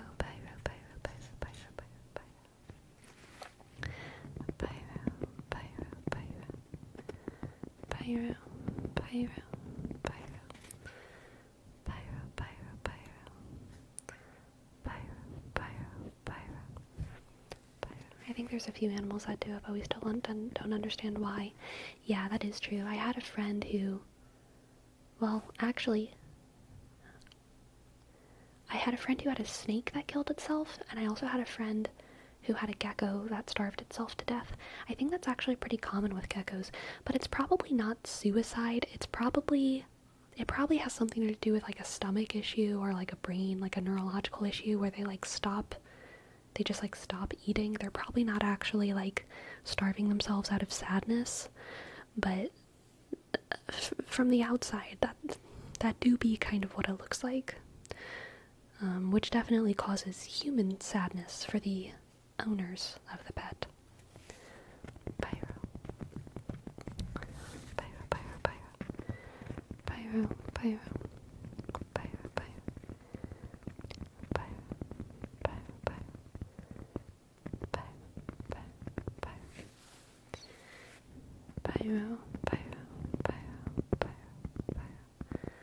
There's an animal that throws themselves off of a cliff. I just don't remember what animal it was. There's a parasite. Ooh, I wish I could remember what it was.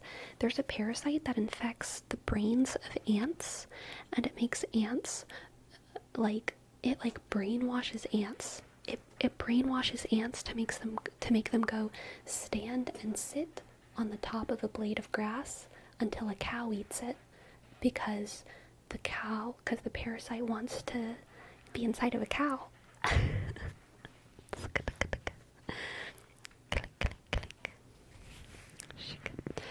Cordyceps fungus? Maybe so.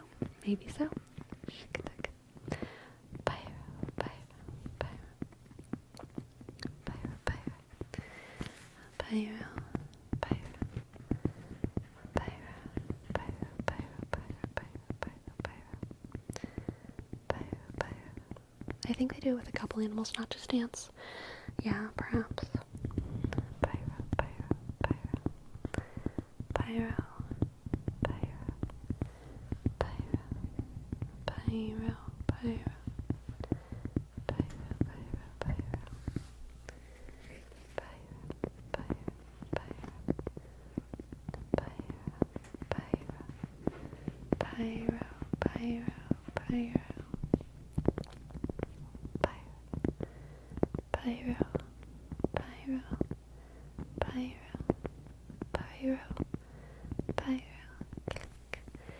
And for pyro, we have a name trace as well.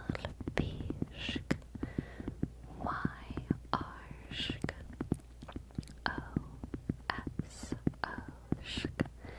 C-I dot A-L click 1 shk shk shk. And for unstable name trace, use and click S-T click A-Y shk B shk L-E click underscore unstable.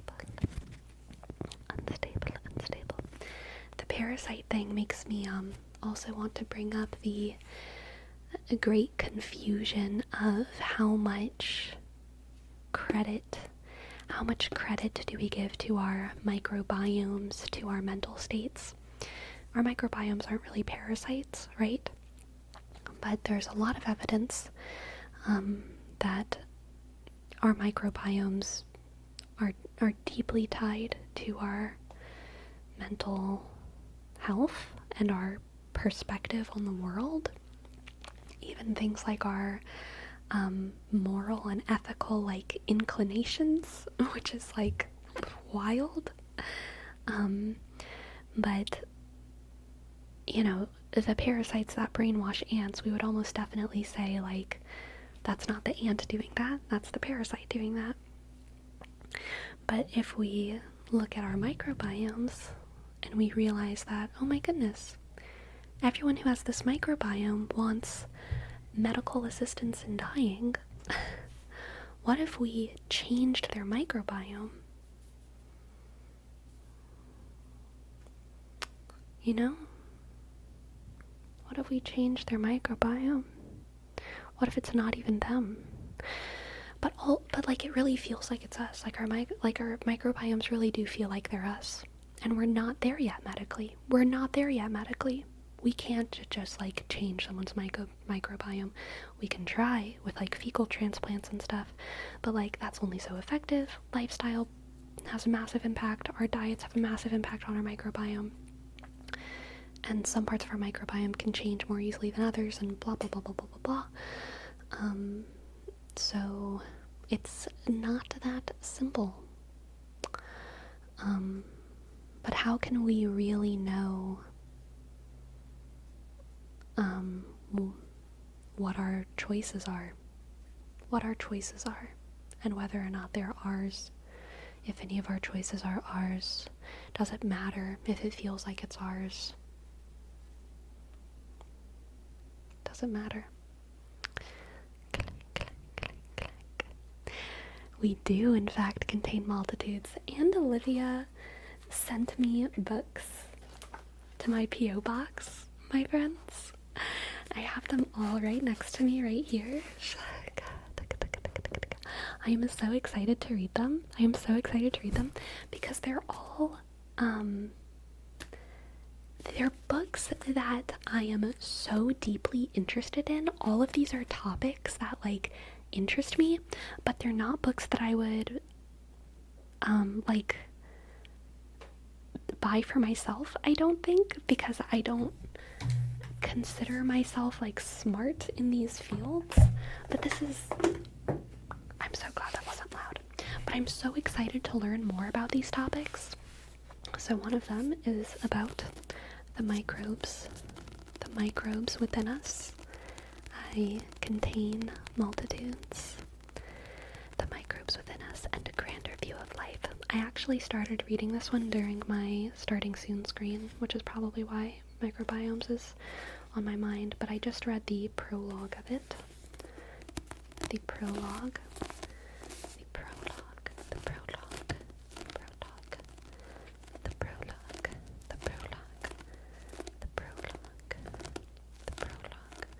Which school of free will do you believe in? Libertarianism, determinism, fatalism?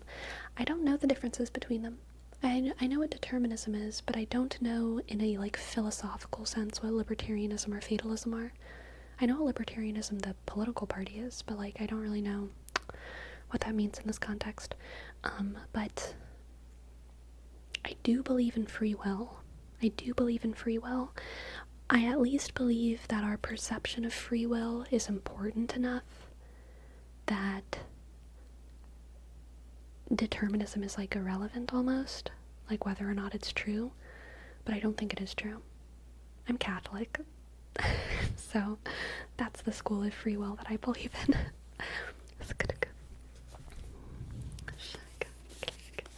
The next book is Justice for Animals, Our Collective Responsibility. So you would be an existentialist? Maybe. I don't know.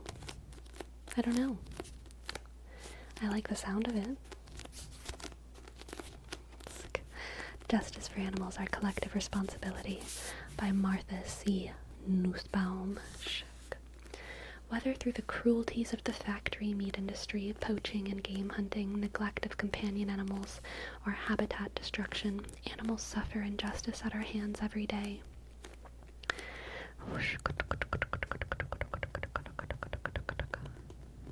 Using her famous capabilities approach, Nussbaum creates a practical framework that prioritizes the activities and conditions that make it possible for a creature to flourish. Interesting, interesting, interesting. Excited. Click. And then the last one, An Immense World by Ed Yong.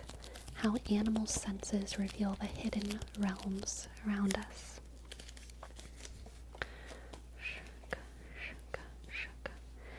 The earth teems with sights and textures, sounds and vibrations, smells and tastes, electric and magnetic fields. But every kind of animal, including humans, is enclosed within its own unique sensory bubble, perceiving but a tiny sliver of our immense world.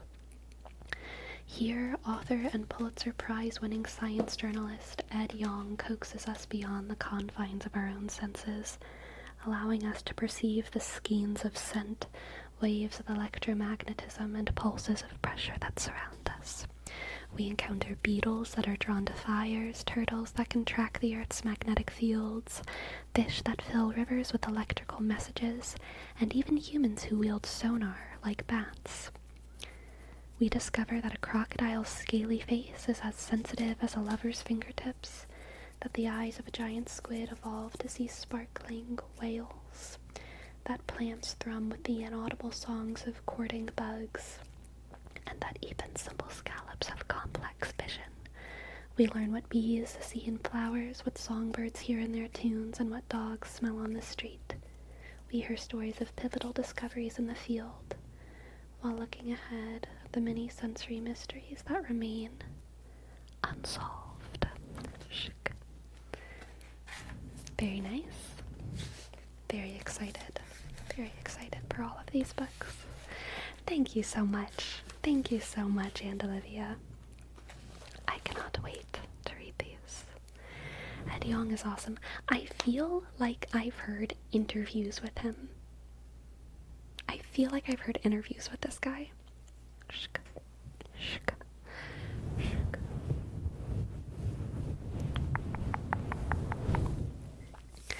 Is there an animal group that interested you the most? I like deep sea animals. Because I like the deep sea. I also like dinosaurs, because who doesn't? Yeah.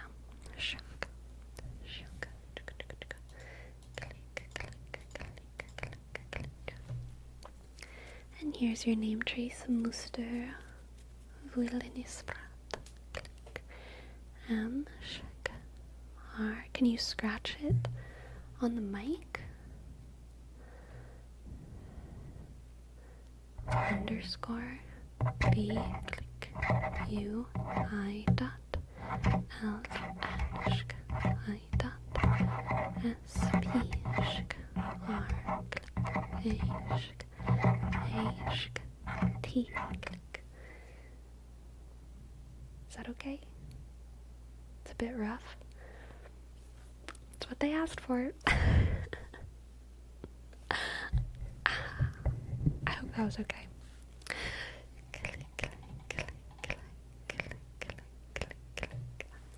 Stitching. That's not what I meant, but that was surprisingly tingly. I'm glad. Scratch it like you would scratch the mice. Did you mean just like this? This is what I usually do. Sometimes I do like this.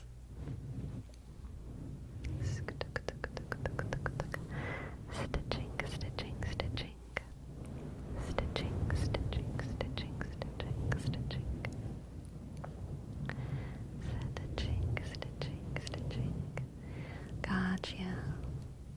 Mr. Click underscore B click U I dot L N shk I dot S P shk R click A shk A click D click. There you go. Stitching.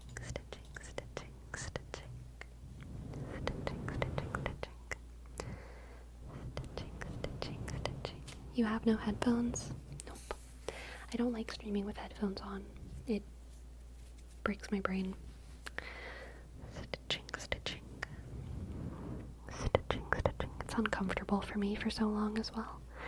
Stitching. Stitching, stitching, stitching. Stitching, stitching, stitching, stitching. How you know what it sounds like then? I'm just guessing. I'm familiar with my microphone. I'm familiar with my voice. I kind of know what it sounds like to be over here, and what it sounds like to be over here, and what it sounds like to be right here. So I just go off of what I know. Doesn't it hurt wearing headphones with glasses? It depends on your glasses, but yes, with these it does, yeah.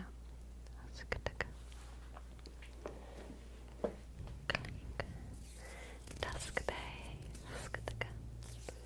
Here's your name trace. D S K B A E. Thank you.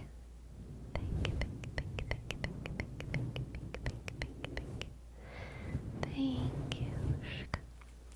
My friends, I am going to go on a quick 5-minute break. And then I will be back for more tingles, okay? More tingles, tingles, tingles. Tingles, tingles, tingles, tingles.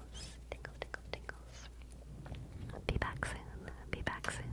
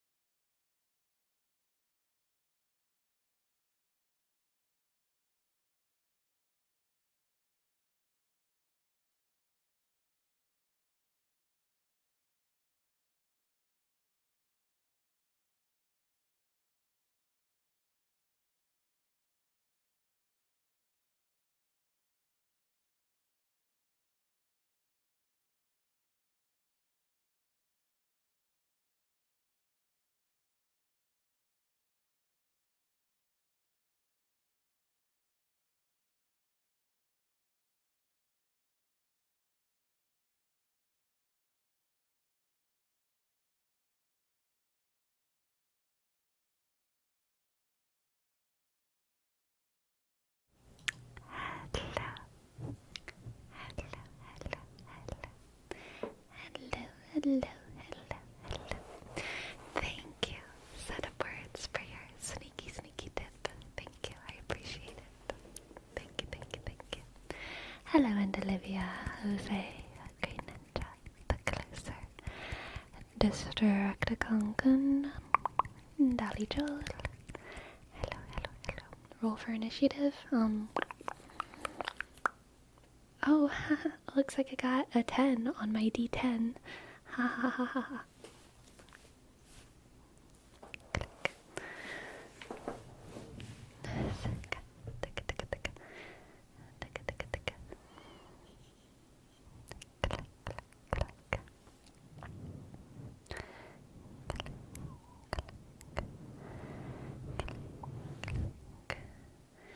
Daggerhawk, here is my ASMR magic. Why are your hands orange?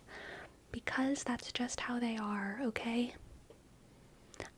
I just have orange hands. It's just how I am. Look, look, look. My higher saturation on my normal stream does exacerbate it a little bit, but this is no filters, no color correcting. My hands are just orange. My hands are just a little orangey, okay? It's just how they are.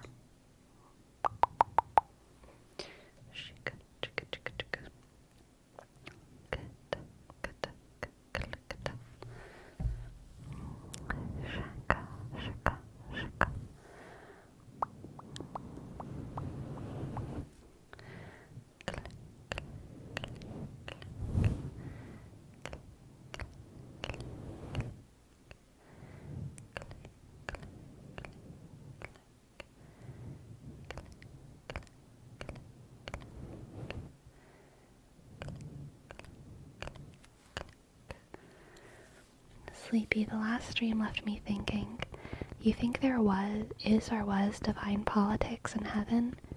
Like before everything went down? If so, that must have been crazy. Imagine the topics and discussions. Yeah, I do.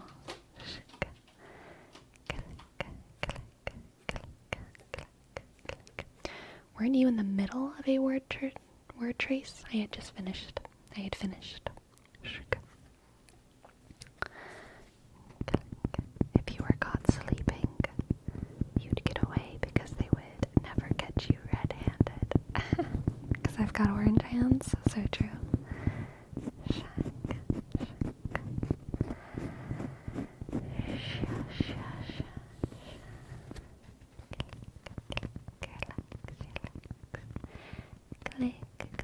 Relax.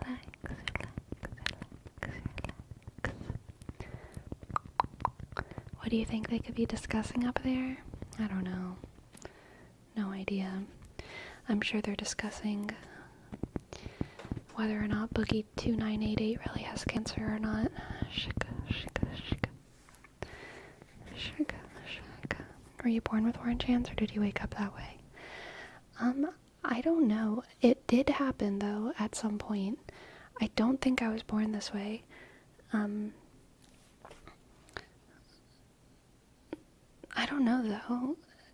Cause okay.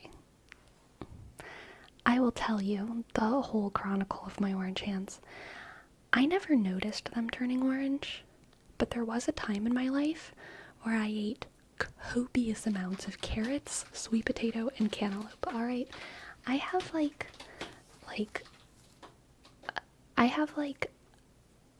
enough of something like the tism that sometimes my food selection just gets very small. And I just hang out eating very specific foods for a couple months. And I don't think about it, and it's whatever. And there was a period in my life where I was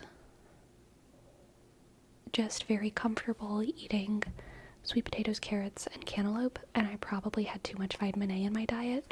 Too much vitamin A, I mean whatever, in the eye of the vitamin A beholder, right? And I didn't think about it, but then I went on a trip with my dad, and he was like, were you doing art earlier today? And I was like, what are you talking about? And he was like, your hands are orange. And I was like, what? And that was the first time that I noticed it.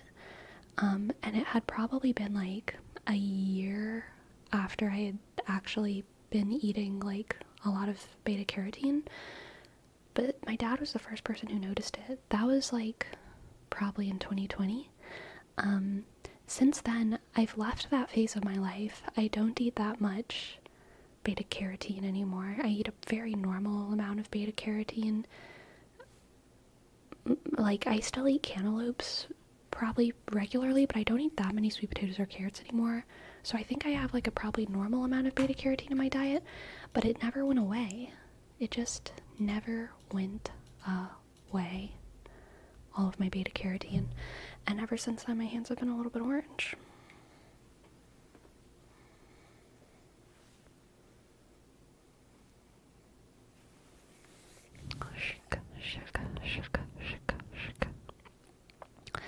I know, Levanta do. I know. I've read everything about keratin and anemia. I've read everything the internet has to say about it.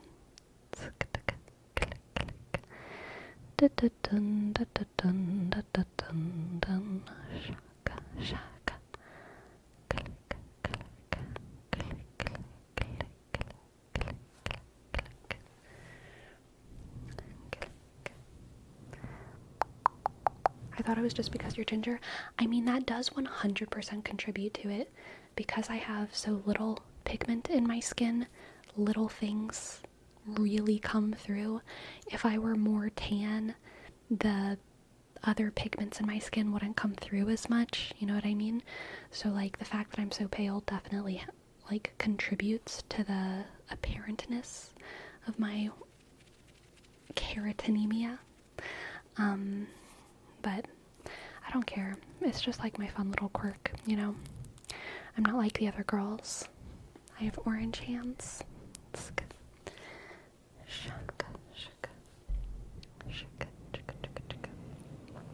When you scratch, does it leave marks on your skin? Yes. I like bruise and mark like super easy. Super easy. Like, watch here, we'll do a little. I'm not gonna scratch hard, okay? Just like a medium scratch. And now I'll just leave my arm here for a couple minutes.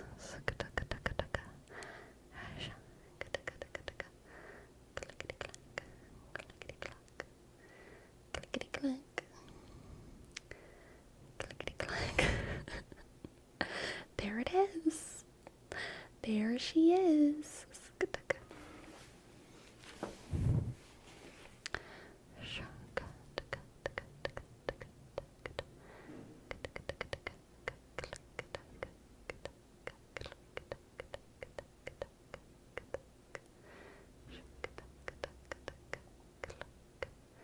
Sleepy, I don't mean to frighten you, but you have arcane rants showing up on your arms.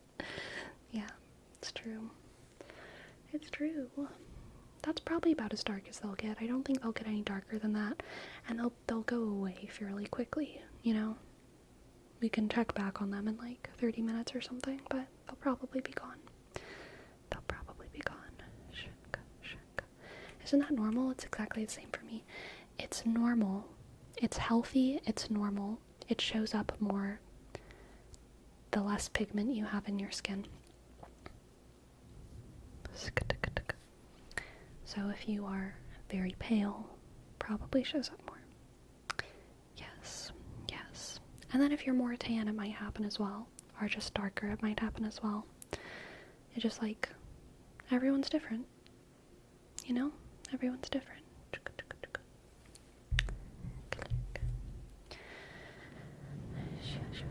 Do you have any tattoos? No, I do not.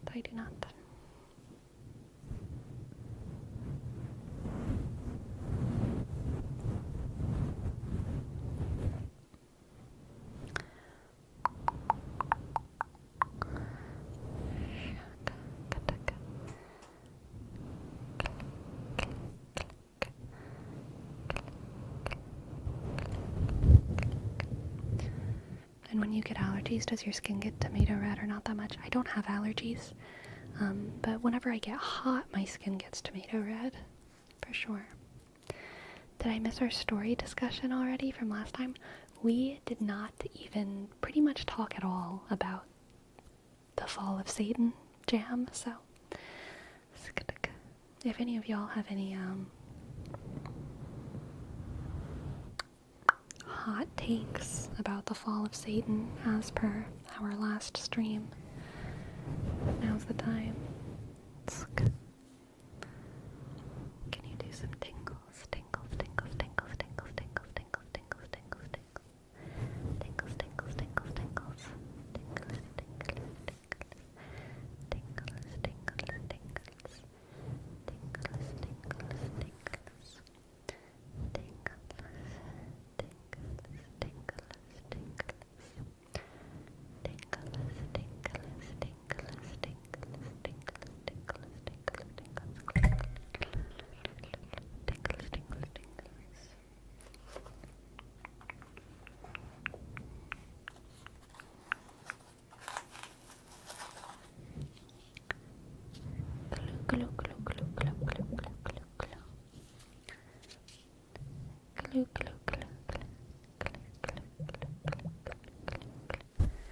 Aw, Jam, that's so sad. I'm sorry.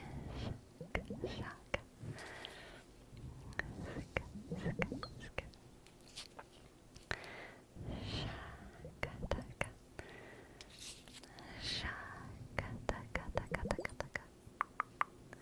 I was shocked by the imagery and descriptions of how it happened when Satan went down. Kind of fun, though. It was kind of fun.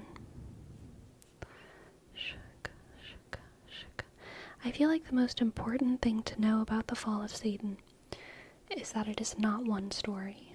It's not one story, you know. It's a collection of stories, and they all have slightly different flavors. And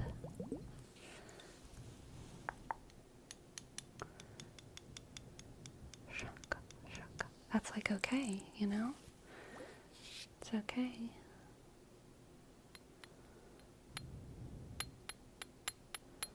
It's okay.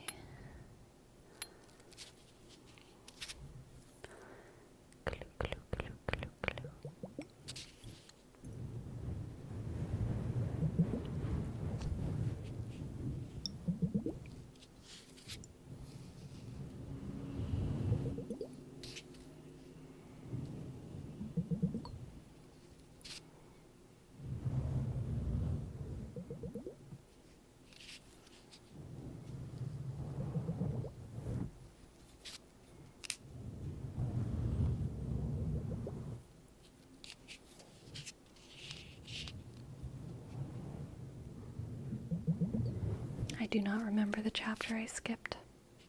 I'm sorry, Jerome. I remember skipping a chapter, but I don't remember what it was. I like the one where it was the special horny angels who could reproduce with humans, specifically taught them to make more makeup. Right. But they looked too good in it, so they were tempted and fell. Yeah. Yeah. The seducing chapter, yeah. Something like that.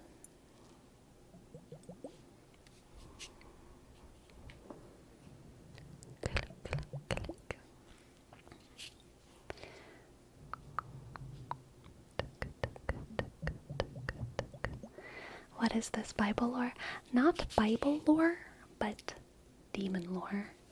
Demon lore that extends past the confines of the Bible. Click sleepy MMR update. I think my MMR is 6,328 or something.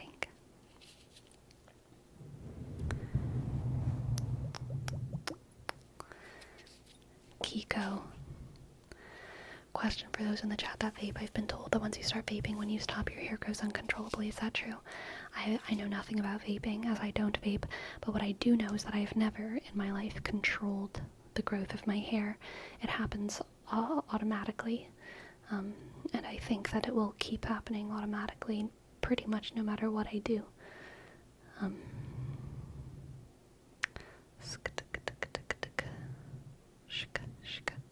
vape more.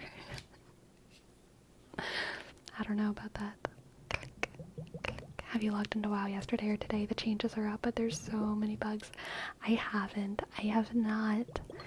I have watched a video on some of the updates talking about warbands and stuff, but I haven't logged in yesterday or today. Yesterday and today have not been gaming days for me.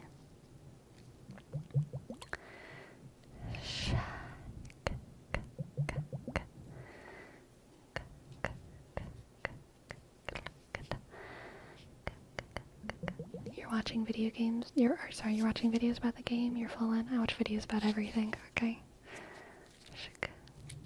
I haven't got you on my YouTube recently. Sad. Cursed by the algorithm. Shadow banned.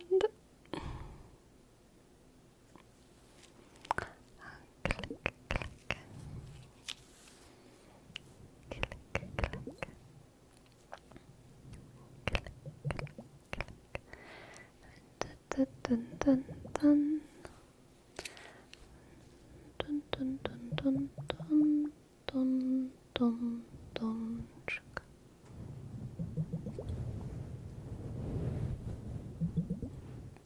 Demo. Thank you for your sub. D A Y M O 3 2 1. Thank you. Something weird about that is the algorithm is throwing me old videos of you from like last year. Interesting. How's the mark on your back? It's gone. Let's check the mark on my arm. Gone. Pretty much. You can still see it a little bit. A little tiny bit.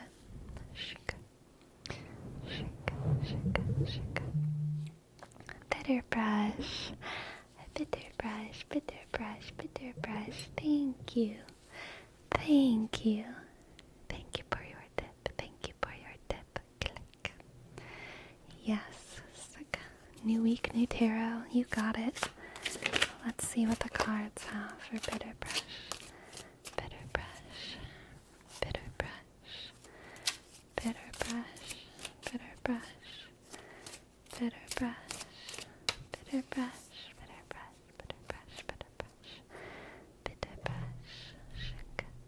And Mappy XD, thank you for your sub. Mappy, and click. Ishka, Bishka, I thought X, click, D. Thank you, Mappy. And hello, little Sharky. Hello. Okay, for bitter brush we have the Three of Wands, the Wheel of Fortune, and the Ace of Wands. Interesting. So I think that you're going to,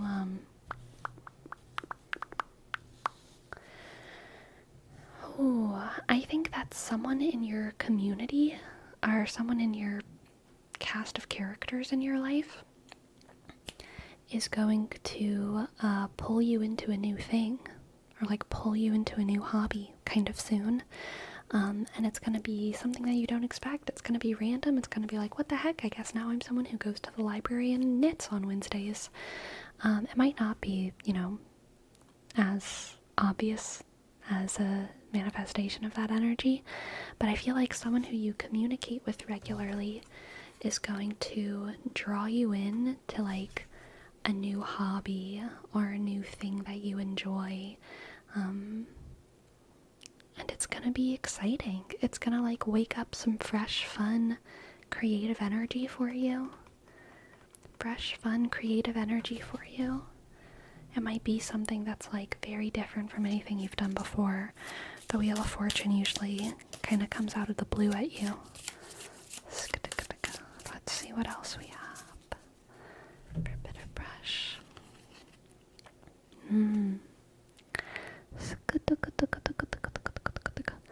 Alahui, eros and vitality. Pour your desires all over me, take over my body, and make my heart sing. You might be getting into some crazy stuff, Bitter Brush. Someone might be sending you links. Jesus.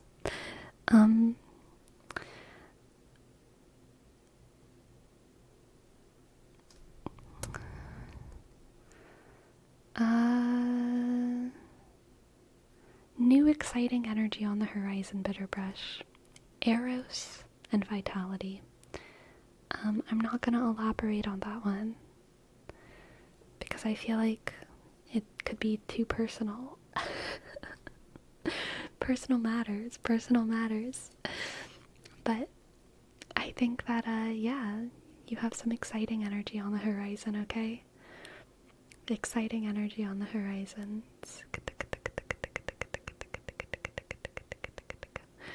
New hobbies are always fun.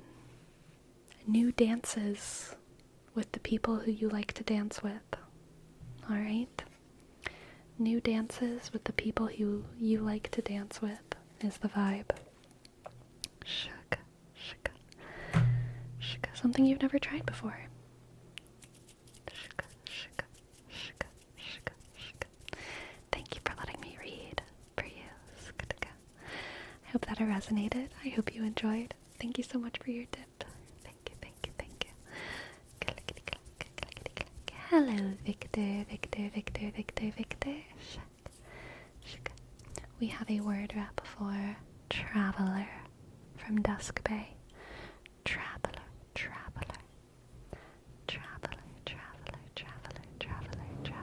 Always resonates. Good. Traveler.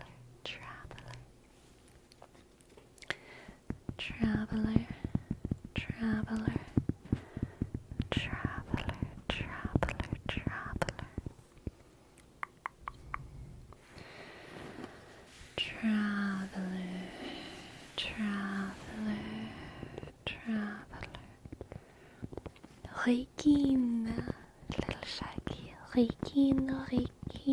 Hello, Ayatatu. Reikin.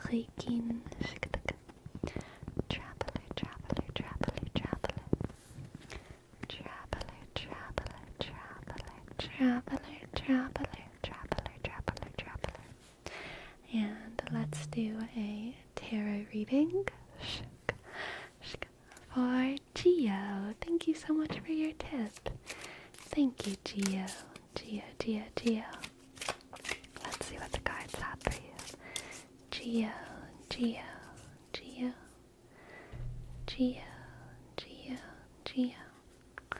The Three of Pentacles. The Seven of Wands. And Justice, who we must censor.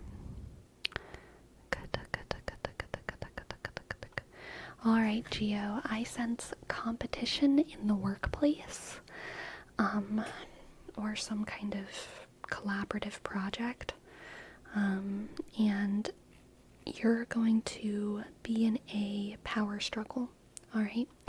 It's going to be a power struggle that leads to,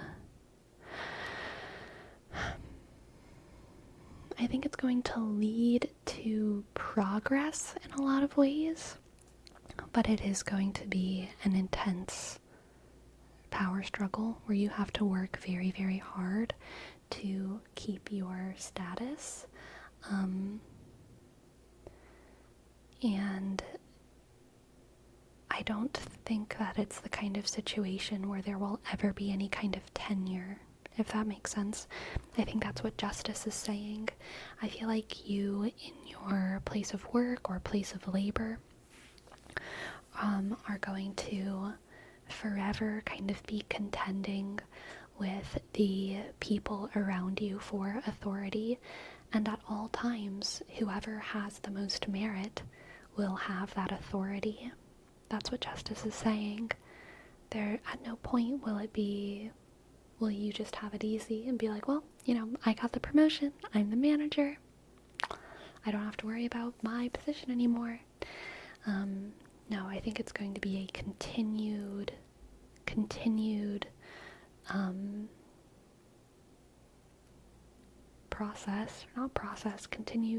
space of meritocracy, where there might be no formal hierarchy. There's just kind of going to be a constant earned hierarchy, and that will make the competition itself kind of unending, a constant power struggle.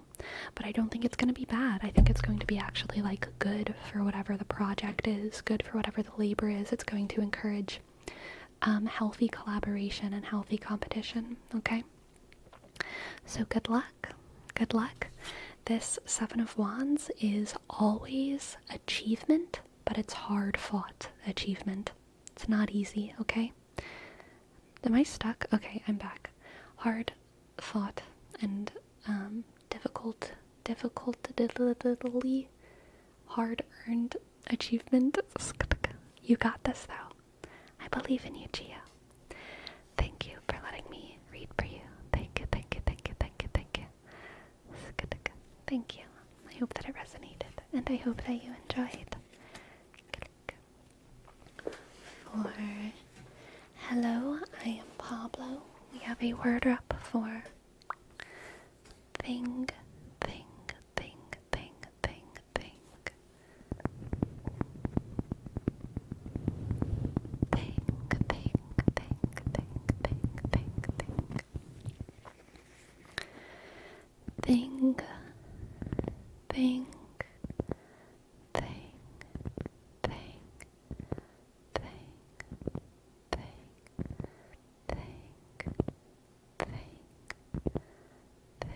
Hey, Sleep, you know what Chow would appreciate?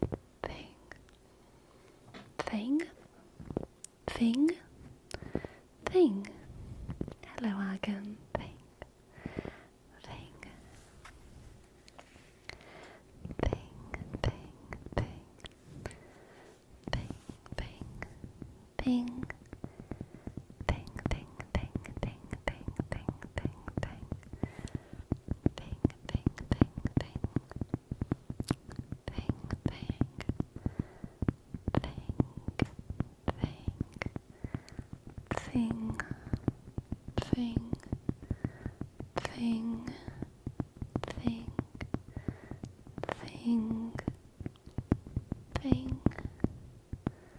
Thing. What's your word of choice for whenever something goes bad that you say instantly? Probably just ugh. I don't know. Whenever things go bad, I don't usually say something. I usually just feel my feeling and feel bad. I don't know. I do say heck. Ugh, heck.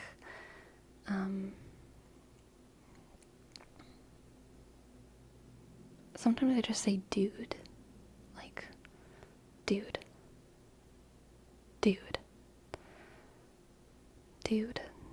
You know?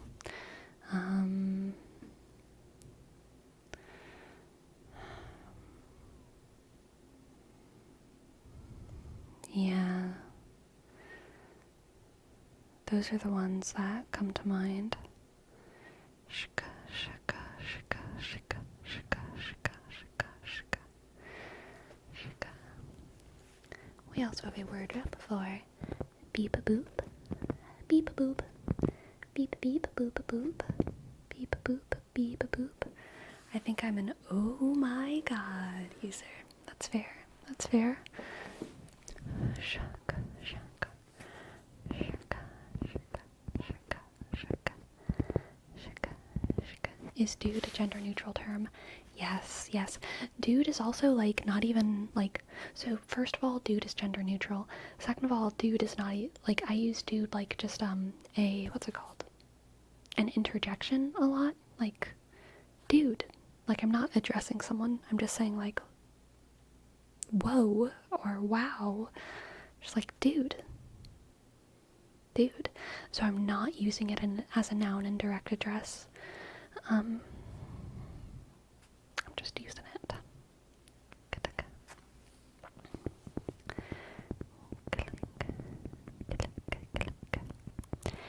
Beep a boop. Beep a boop. Beep a boop. I use dude as an interjection more than as referring to a person. Me too.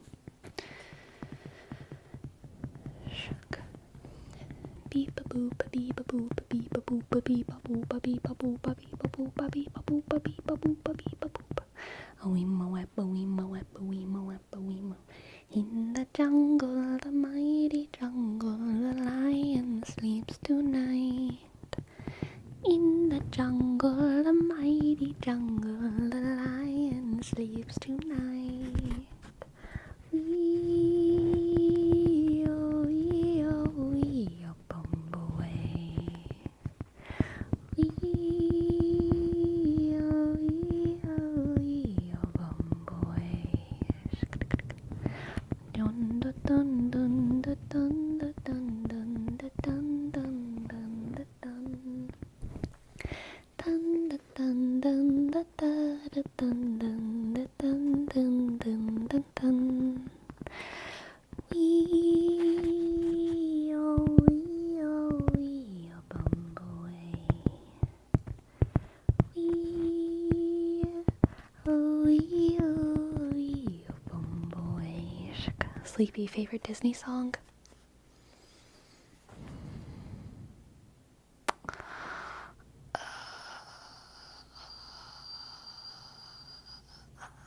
I don't know. Hellfire's pretty good, but it's not my favorite. I don't know. I don't think I have a favorite. I like I'll Make a Man Out of You. That one's great. Dolly Joel. Yeah, same thought. I also really like Farewell from Pocahontas, which is not a lyric song, it's a instrumental song.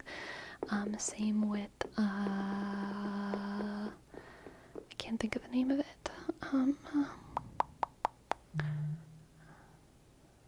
There's a Lion King song that I really like that's an instrumental, and I can't think of the name of it. This Land from Lion King, one of my favorites. Just an instrumental. At Last I See the Light from Tangled is great.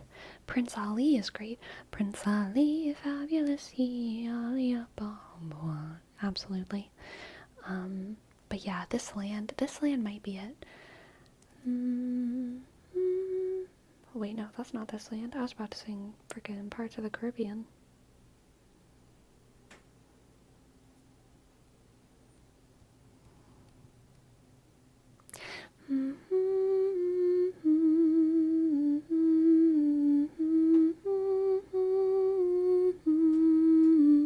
That's This Land.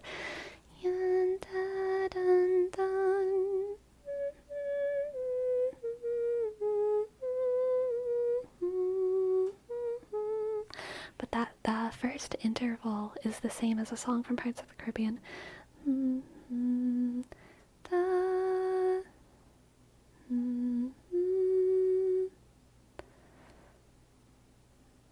But no, I can't think of it.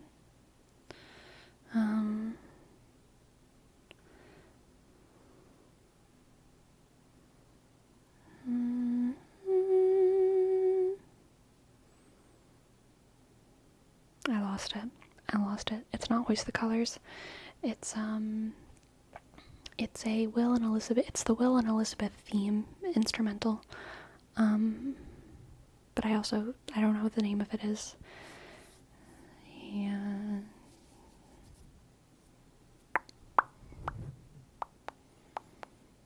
Yeah, I don't know. Whatever. Can You Feel the Love Tonight is good. Yeah. Shaka.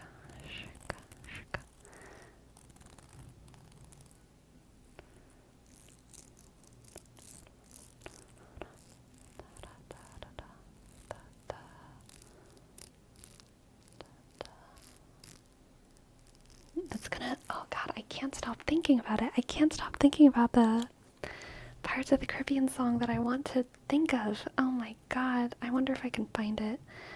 Pirates of the Caribbean, Pirates of the Caribbean, Pirates of the Caribbean, Pirates of the Caribbean. Pirates, Will and Elizabeth theme.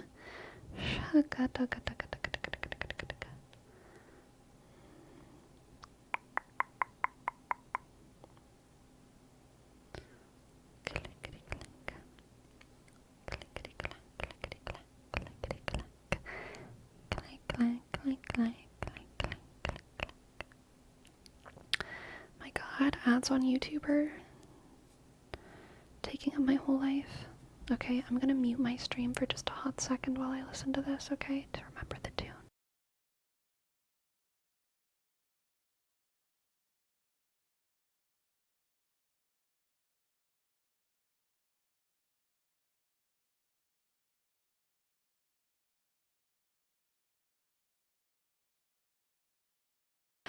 Oh god, yes, it's so beautiful. Dun dun dun dun dun dun dun dun dun dun.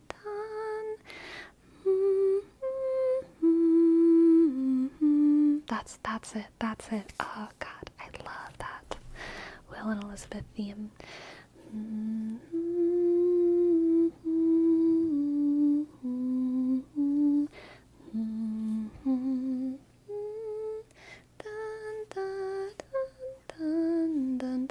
And then in the back it has this beautiful run that's like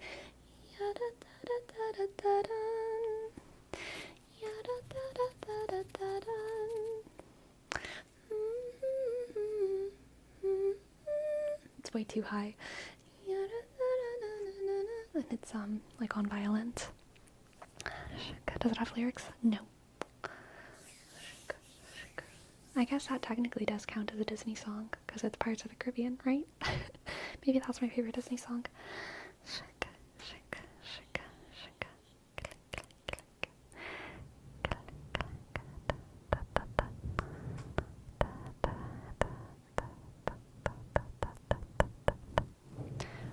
My cat is getting mad at me for not playing her as a bongo aggressively enough. Very good cat. Very good cat there. Shake. Colors of the Wind is good. Yes. Colors of the Wind is very good. Click, click, relax, click, relax. That was my finger. Click, crack, relax. Click, crack, relax. Click, crack, relax. What's your favorite movie soundtrack? I mean, Pirates of the Caribbean is up there. I really like Hans Zimmer. So, Inception is also good. Oh, you know, also Stardust. The Stardust movie has a really good soundtrack that I like. Interstellar has a good soundtrack.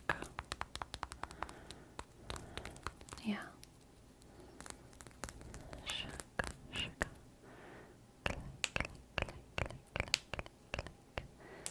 And yeah, Lord of the Rings has a good soundtrack too. Absolutely. Absolutely. Into the Spider-Verse? I don't remember. I don't even know if I've seen Into the Spider-Verse. I know I've seen Spider-Man movies, but I don't know which ones are which. I don't remember the names. Is Lord of the Rings Disney? No. No, Lord of the Rings is not. Lord of the Rings is... What studio made Lord of the Rings? What studio made Lord of the Rings? A different one. Loser Mars. Thank you for your tip. Thank you. I'd love to give you a reading. Let's see what we have for you. Let's see what we have for Shaka.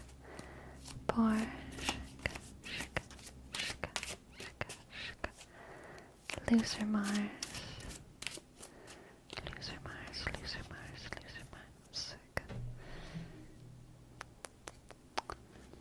We have the Two of Wands, the Emperor, sorry, the Two of Swords, the Emperor, and the Moon. The Two of Swords, the Emperor, and the Moon, the Moon, the Moon, the Moon, the Moon, the Moon, the Moon. Shk.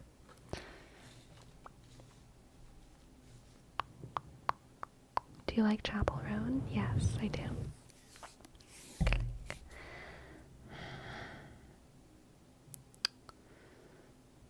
Ooh, Loser Mars.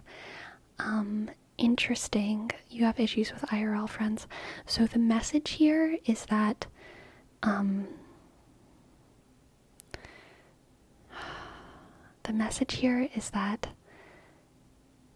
spilling the beans is not your job. Whatever beans you have, to spill them, it would make things much more complicated, and that you can actually take care of your friends by keeping all of the elements of your decision-making process a little bit closer to your chest. Alright? I think you're in the process of making some kind of decision here, and I think it's very possible that your decision affects your friends.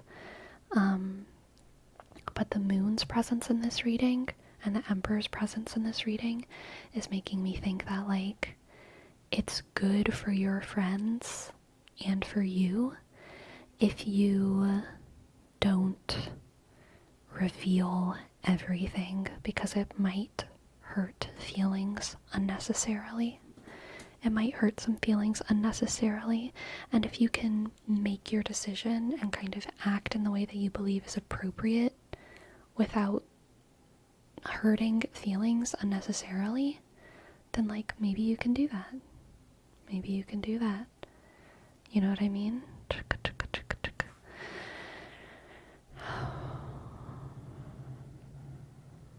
Hope that makes sense for you.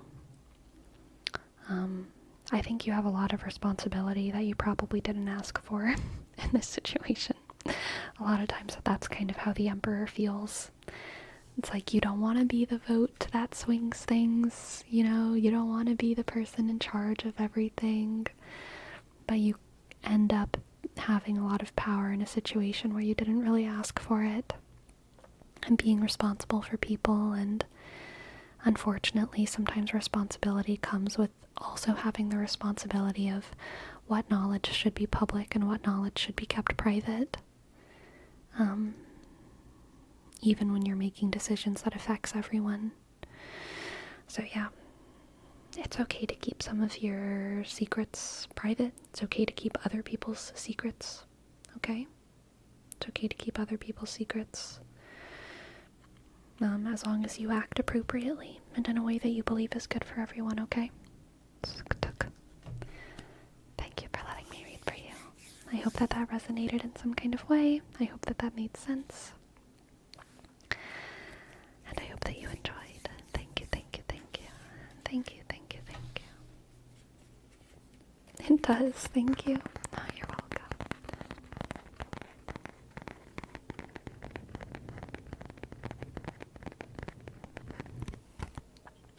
Can't wait for Disney to start copyrighting Jesus. Oh my god. No, they can't. They can't. I don't believe in it.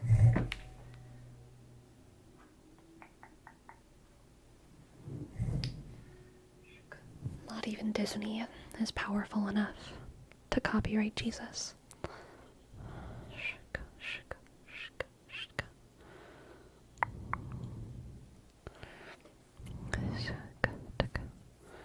If they could, they would have already. So true. So true. J Detective, thank you. Thank you for your sub, J Detective. J Detective, J Detective. Thank you, thank you, thank you. Thank you. Click. J, click. D, E, shik. T, E, shik. C, T, click. I, dot. B, shik. E. Thank you. Thank you, thank you, thank you, thank you. Thank you. Thank you. Thank you. Thank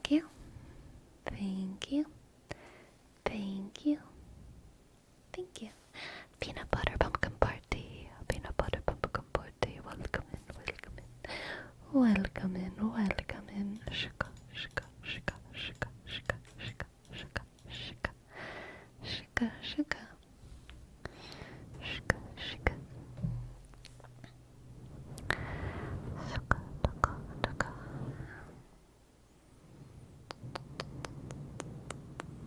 So you know what content I want right now in my life? You know what content I want? Let me tell ya. Dr. Kirk Honda, psychiatrist psychologist of YouTube, psychologist extraordinaire of YouTube. I want Dr. Kirk Honda to do an in-depth review of Dr. K Healthy Gamer's content and the ethics of Dr. K Healthy Gamer's content. Honda, like the car brand? Yes, exactly. Can you do the booming thud of a massive giant's footsteps?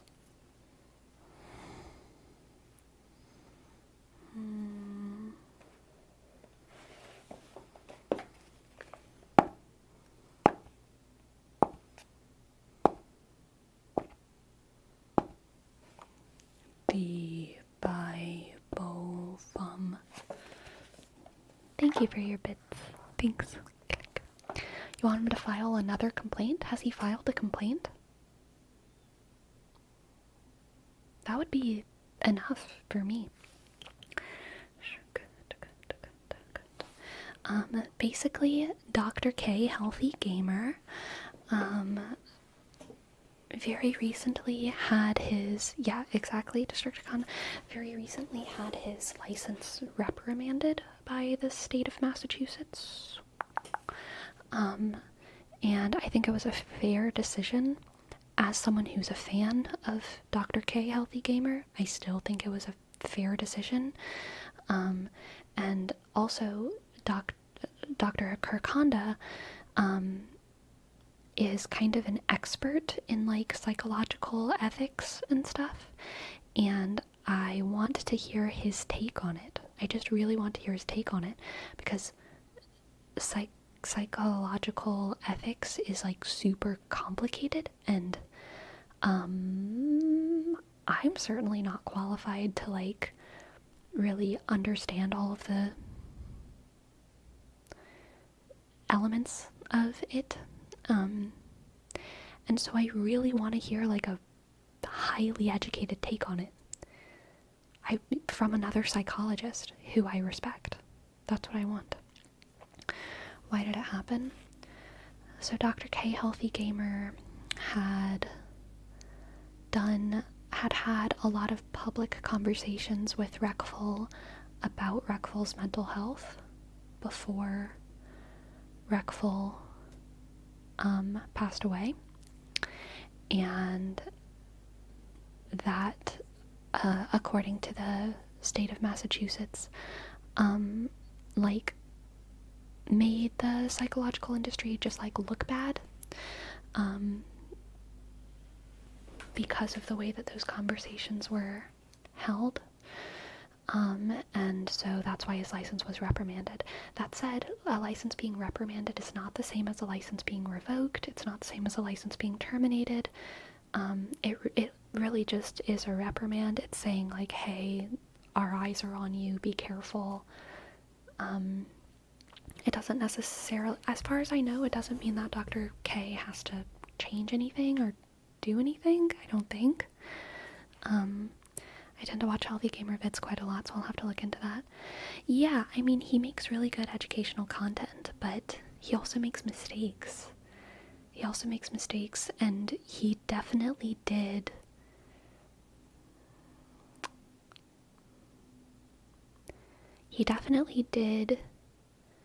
knowingly, not maliciously or intentionally, definitely not maliciously, probably not intentionally, but he did knowingly monetize, Reckful's fragile mental health. And that was definitely a mistake. And so that sucks. That sucks. Good, really, really good people and really, really smart people can sometimes make big mistakes. And the more responsibility you have, the more the smallest mistakes can have such big consequences. And I think that that's kind of the situation that Dr. K's in, where he's kind of representing an entire field, and he made a very small misjudgment. He made a very small misjudgment, and it resulted in a pretty bad... It resulted in putting Reckful in a pretty bad circumstance. That certainly wasn't, Dr. K wasn't like the source of Reckful's issues, but Dr. K did cause Reckful stress. I think that that is impossible to deny. The conversations were far too clinical, so I heard, was the issue. Yes. The conversations were also confusing to Reckful, openly. But I assume you mean like making money off showing it publicly. Yes. Were those conversations public? Yes. Thank you, Soaring Eagle. Thank you for your bits. Thank you.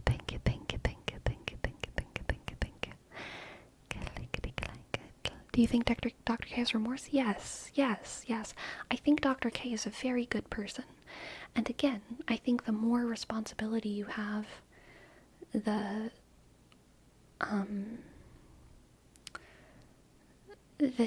easier it is to make really small mistakes that have massive consequences. I think Dr. K is a better person than me, and I think I make much bigger mistakes than him, but I don't have responsibility. I don't have that much responsibility in my life. So I can make big mistakes, and it's not as big of a deal. But for Dr. K to even make a small mistake with his platform can have massive consequences. And that comes with the responsibility of representing an entire field, and specifically that field being psychology, and with the kind of content that he's making, where he, talks to people about their mental health and their pretty intimate mental issues. That's scary. Scary.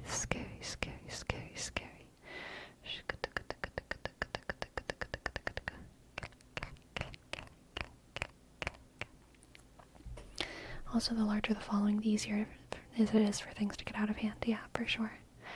TBH, having those types of conversations with so many people watching is playing a really fragile limit of how far they could go. You think Dr. K should shut down when other people are sharing too much? I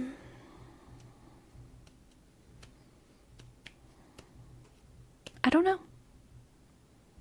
That's why I either want a conversation between Dr. K and Kirk Honda where they can talk about it together, or I want Dr. Kirk Honda to comment on what he thinks should have been done in those conversations, or how they could be held in a more safe way for the participants, or if they should be held at all. That's what I want, because I really don't know. What about Peterson? What about him? Cluster B mother Peterson? Jordan Peterson is my cluster B mother. My cluster B mother, Jordan Peterson.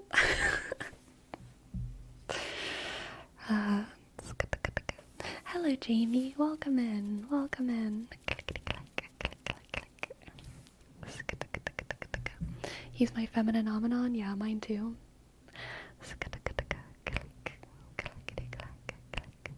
I think he has to recognize when an issue is too large to discuss on stream and mediate for that. But I also do think having those conversations are important. Right. So from what I understand, Dr. K does do a kind of pre-interview with the people who he has on stream and talks broadly about what kind of topics they'll cover.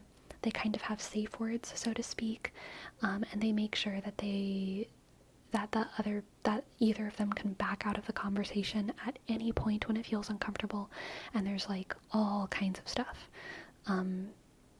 where Dr. K puts in these like safeguards, which makes the space presumably as safe as it could be if they are going to be having these discussions. But the question remains, should they be having these discussions at all? You know? What if Jordan comments on Dr. K?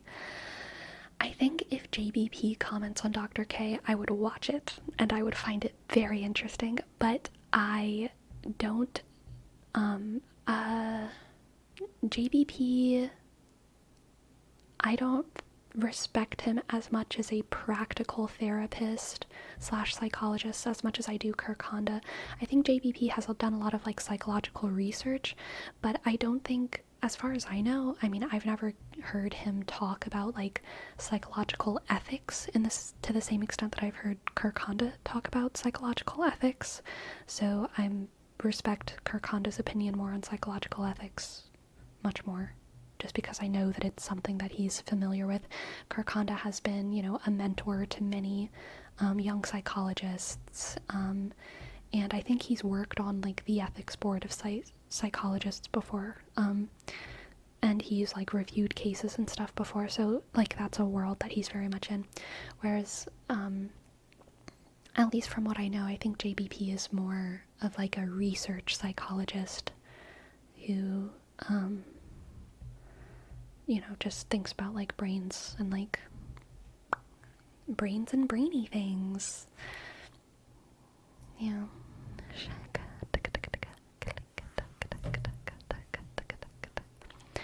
I think that kind of content could be safer to share publicly if it was a video instead of a live stream. Yeah, I think that's definitely possible. Yeah. I think they should. I think Dr. K is doing good work with bringing awareness and techniques to understanding mental health. I do too, but I also think it's like, so I really want to be clear that I don't know the answer here. I enjoy Dr. K's content. I personally benefit from Dr. K's content where he's doing these kinds of interviews. So like selfishly, I would want these kinds of things to continue existing, but I'm also aware that it might be unsafe, and I don't believe in committing a lesser evil for a greater good. And if it is determined by ethics boards to be unsafe, then no matter how good the work is for more people, for wider people, the sacrifice won't be worth it. But I don't know. Like, I literally don't know if it is unsafe, which is why I want to hear more people who are actually psychologists talk about it, because the only people who are talking about it are like either are people who are not educated, like me.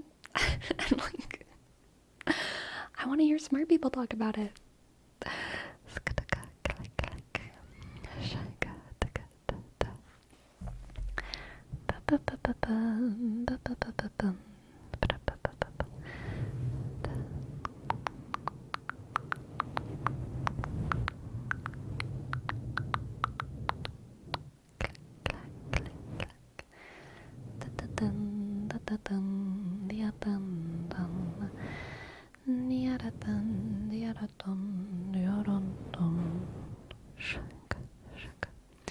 I feel like, and both Byron and Dr. K went as far to say after the discussion that everything they said on stream was talked about even off stream afterwards as sort of a debrief cool down.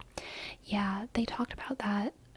So I looked at the actual document for the Massachusetts thing, the reprimand for his license that came out, and it went through that. It talked about how Dr. K and Byron talked about it off stream and had continued to have discussions after they decided to stop live streaming everything.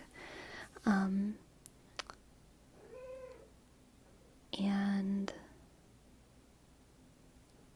I still don't know what to make of it. I I feel like if anything, it can be unsafe if left unchecked, but that needs to be reevaluated. Yeah.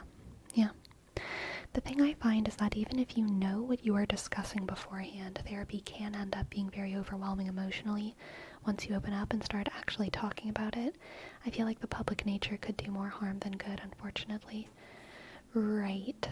I mean, like, I think the saddest moment of their sessions was when Reckful was like clearly expressing confusion about whether or not Dr. K was more of his friend or his therapist. That was the clearest moment where it seemed like professional lines were being confused.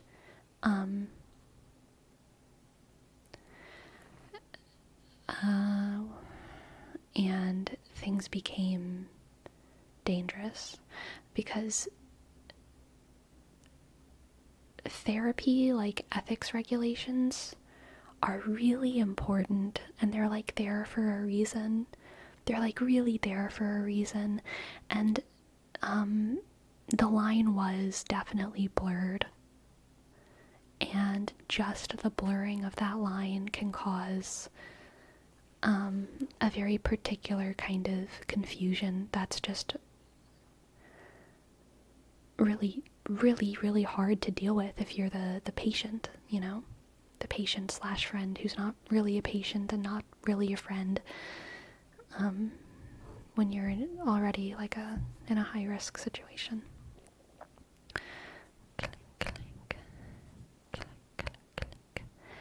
Yeah, it's like sacrificing the treatment that should be occurring privately in order to raise awareness for the general public. I don't know if I would accept to talk about those topics while in a live stream. Right.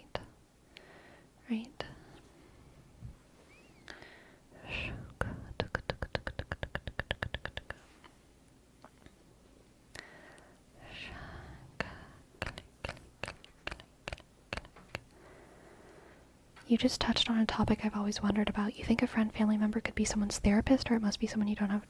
No, you absolutely cannot be someone's therapist. You can be someone's mentor. You can definitely help them with their mental health issues, but no, a therapist is like a hired position that requires pay and money, and that is like, you need to have that needs to be a stranger. Basically, it needs to be a stranger. Now, what you do in therapy, you can do with your mom, but then it's not therapy. Then it's your mom helping you with issues, and it's not therapy. Therapists probably do what they do in therapy, oftentimes with their children, with their partners, with their parents. That doesn't make it therapy. Therapy is when you ask for money for a specific service, and part of that service is being a stranger. Part of the service of therapy is being a stranger. And that's what, it's very important, because the lack of any kind of familial or social or whatever relationship is like part of the therapeutic process. Just because something helps your mental health doesn't mean that it's like, oh gosh, I guess there's different words. Therapy is used as a word in different ways. Like, there are things that are therapeutic, like what Joel B is saying. Going to the gym is therapeutic. Drinking enough water is therapeutic. Listening to good music is therapeutic. All of these things are therapeutic. Talking to my mom can be therapeutic. Talking to my sister can be therapeutic. But those things are not therapy. But they also are in the linguistic sense, because if they're therapeutic, then you can turn it into a noun and it can be therapy. But it's not like the service of therapy. The economic service of therapy is even though it's not a proper noun, it almost makes me feel like it should be a proper noun. Linguistically, it gets confusing. But yeah, like therapy, mental health therapy offered by a therapist, which is like a specific person who has a specific educational background, is like a different thing. And it needs to have like very strict kind of boundaries to it. The boundary of patient and practitioner is there for the safety of both participants. When the lines get blurred, you can get emotional distress from both parties. The therapist can become too stressed over the well-being of the patient. The patient can be confused or upset when told when told what they need to hear and not what they want to hear. Yeah.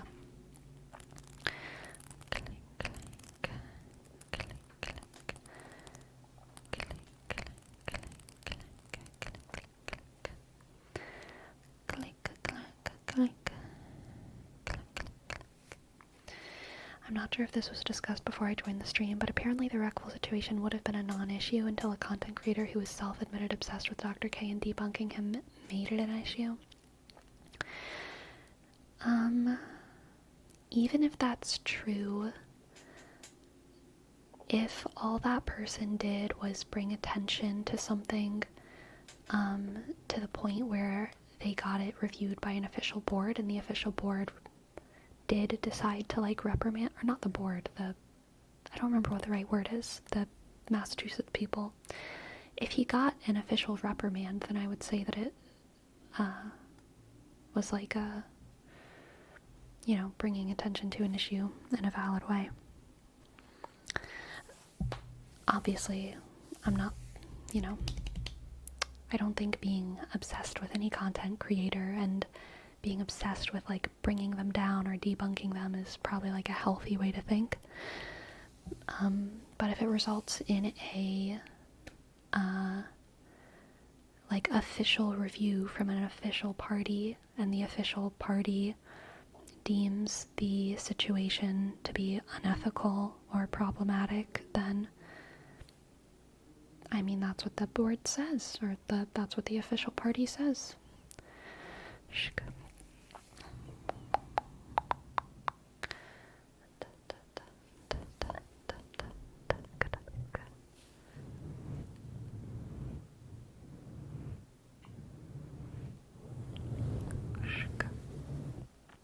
Thank you for your bits, California, California, California. California, California.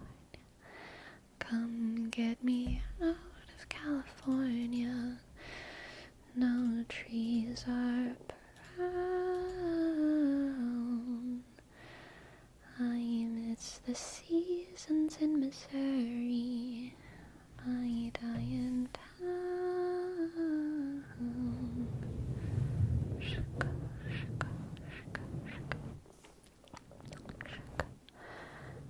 Shaka, shaka, shaka, shaka, shaka, shaka, shaka.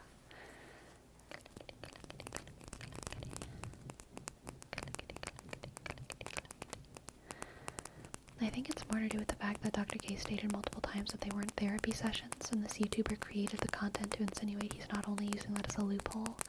But again, I do agree that once it reached a board, it probably becomes a moot point, right? And no matter how many times Dr. K stated that it's therapy, the fact that Reckful did continue to say during the sessions after Dr. K said that he was still confused about the status of their relationship, means that Dr. K wasn't listening and responding in a way that cleared up the situation for Reckful.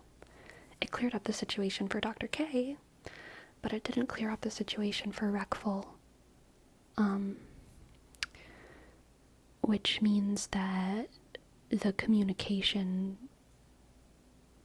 didn't happen,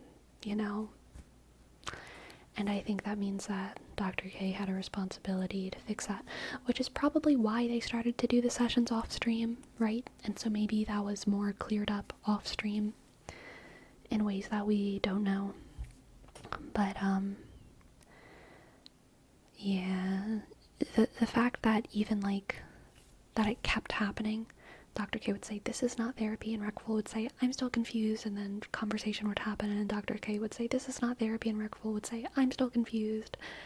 Just, yeah, means that there was something wrong. It was a blunder, and calling it life coaching doesn't really change the fact that I might have been asking clinical therapy sessions. Yeah, that's not to mention, like, life coaching outside of the realm of Dr. K, outside of the realm of blah blah blah blah blah. Life coaching is a very common loophole for therapists and psychologists to use in order to act unethically. It's a very common issue for therapists to say, I can give you therapy if you live in the state of Massachusetts, but if you live in California, I can give you life coaching. And they're doing the exact same thing, and it eventually gets out that that's what's happening, and so then they get their license revoked. Like, that's a common issue, especially post-COVID, when so much therapy is happening over Zoom now, or over other, like, digital things. People getting away with acting unethically by being therapists and doing therapy, but calling it life coaching specifically so that they can cross certain boundaries or operate in states where they don't have licenses, or just engage unethically with their patients is, like, common. Is it legal? It's a legal loophole that is obviously an issue, and that psychologists know is an issue, and they're trying to solve it. The world is trying to solve it. But yeah, it's technically legal, but it sometimes results in the revocation of someone's license or something, if it gets found out that unethical things are happening.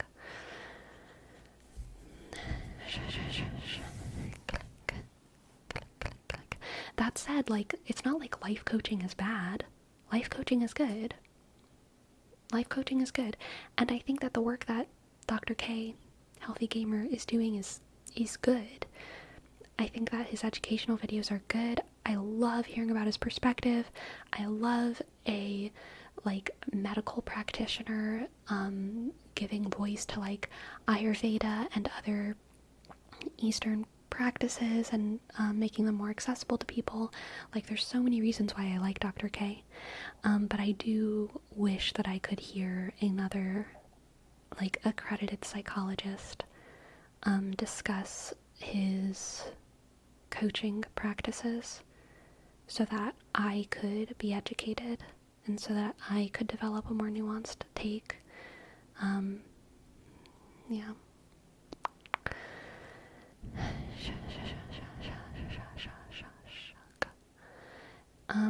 When they're giving online therapy, where does the practice count? The doctor's location or the patient's? So in the United States, it has to be both. The doctor and the patient have to, the license. If you are a licensed therapist in Michigan, you can only give therapy to patients in Michigan. Even if they're on vacation in somewhere else, you cannot do appointments with them. Both of them have to be in the same place. But you can do coaching if they're somewhere else.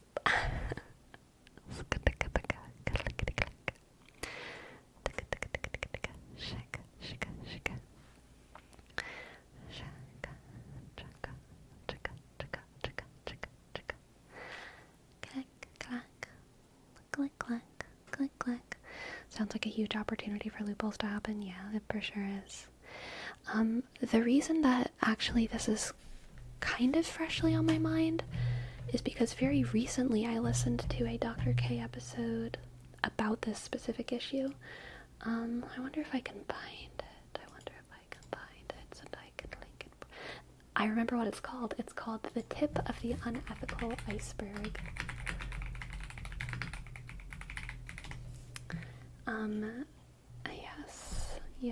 Yes. Copy link. This is specifically about... I messed that up. Copy. Paste. This is specifically about... This is like a case study about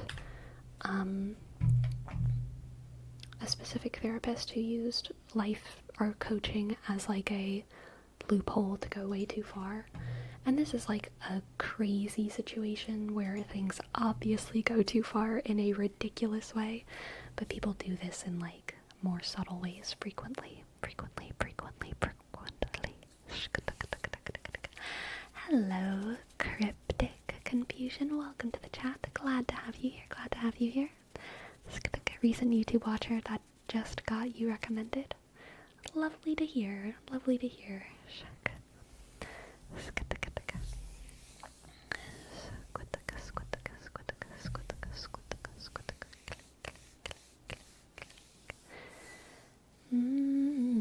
Super late, but I'm here. We're also glad to have you.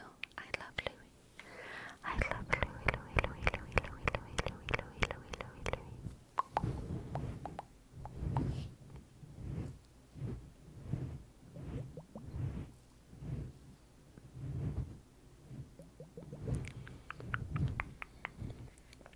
Jam has triggered an event. Jam's triggered an event. Class, listen up because I have a very important question to ask you. Okay, so listen up. What is the capital of Wyoming? If you answer correctly, you'll win back scratches for the entire class, okay? What is the capital of Wyoming? And here's your hint. Why is Ansk so shy? Why is Ansk so shy? Why is Anne so shy? Why is Anne so shy?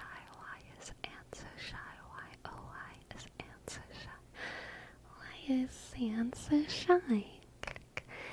Jimmy the Shark, GreenNinja, Pyrosocial, Jose, Jan, Dudley, Joel, Jerome.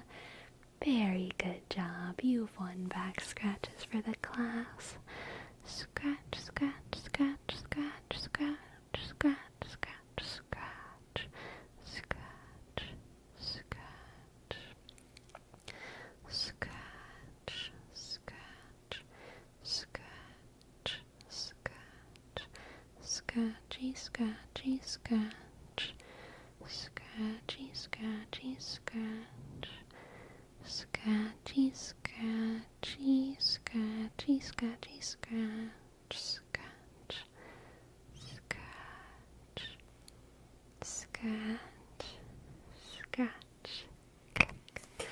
Very good job.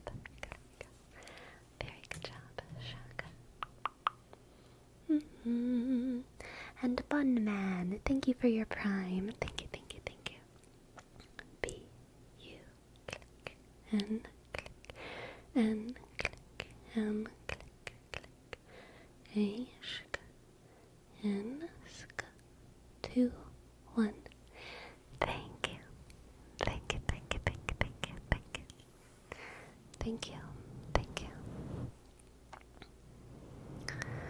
What's the capital of Oregon?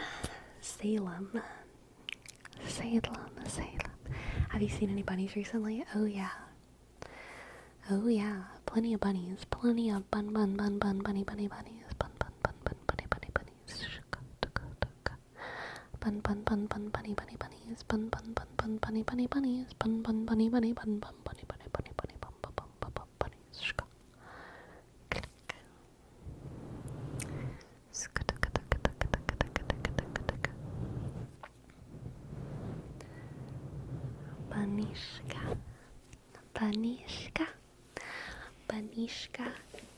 Banishka sounds like it could be a name. Banishka.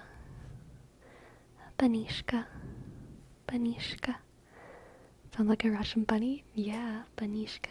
Yeah.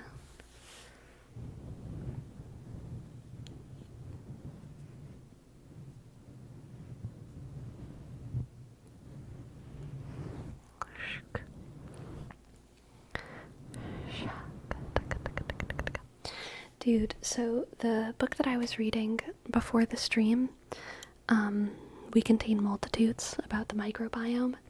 It started off with a narrative about a pangolin, and it was talking about the microbiome of the pangolin, and the pangolin's name was Baba the pangolin, and the very first sentence of the book was something like, pangolin was wrapped around the something something something, and in my head Baba means grandma, right? Doesn't Baba mean grandmother? So in my head I was like, is this book starting from the point of view of the grandchild of a pangolin? But then I eventually realized that it was just the name of the pangolin from the point of view of just the author writing about Baba. But I was so confused for like the first 2 paragraphs. I was like, I thought this was a science book, but it's Baba. It's maybe I guess the prologue is just written from the point of view of the grandchild of a pangolin. But no, its name was just Baba. Baba.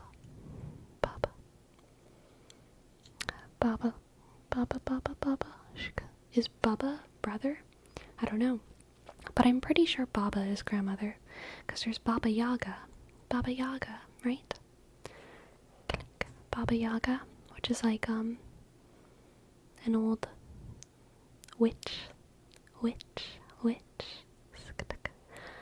Baba Yaga.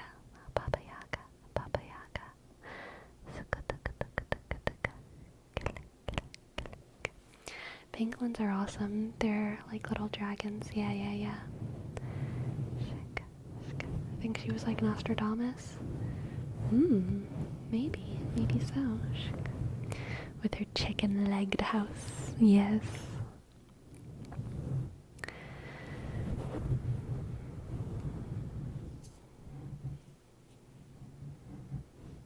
Can you give us a fee-fi-fo rhyme? Thank you for your bits, Soaring Eagle.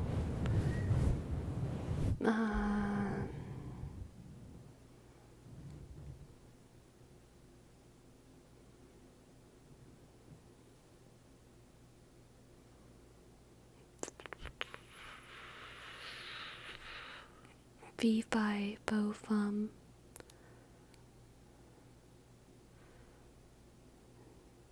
Why be giant when giants are dumb?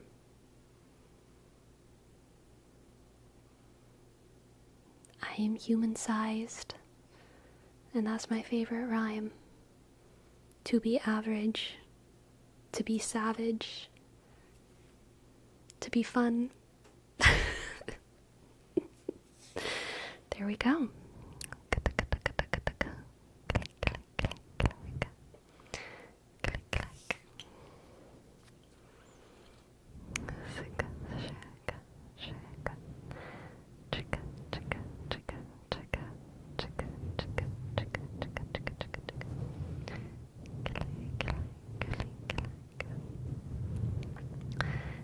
Kendrick has been real quiet since Sleepy last spoke. Thank you.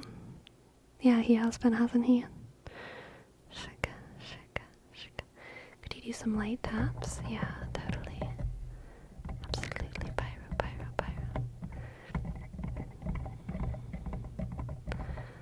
Soaring Eagle, I question your motives here. I'm sorry. I question your motives. I think you're gonna need to stop with the discussion.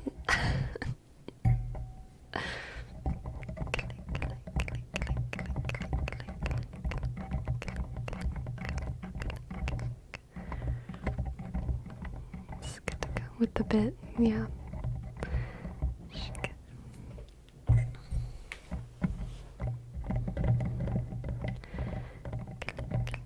Sleepy, can I overshare again? Yes, you can. You can, absolutely. Only if we call this life coaching. So true.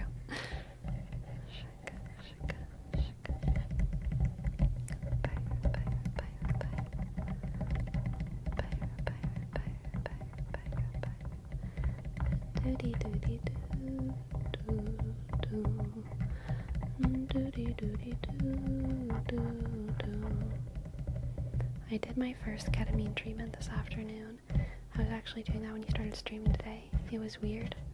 Nice. You know, I was thinking about lithium earlier today. I know that's very different from ketamine, but I've had friends who were on lithium before, and I was thinking about how, like, lithium is just like, exactly, it's just like an element, and I was like, I'm sure the lithium that people take for bipolar disorder is not just the element, right?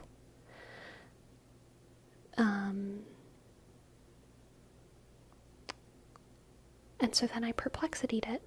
It turns out that lithium ions, it's like L+, is used for both the medicine and the batteries, but the medicine and the batteries use a different kind of lithium. Lithium for medicine is lithium carbonate, so it's not actually lithium, y'all. Lithium used for medicine is lithium plus carbon, plus I think hydrogen or something, which is funny because it's actually just 3 elements instead of 1. But lithium that they use for batteries is also different. You can't take batteries, you can't eat batteries for your bipolar disorder, and also you can't power flashlights with your bipolar medication. Would not work. Would not work. Perplexity told me so. Burrito Dopamine, thank you for your prime. Thank you for your prime, Burrito Dopamine. And also Weirdo Shrub. Thank you, thank you, thank you, thank you. Thank you, thank you, thank you. Click, click, click, click. Thank you so much.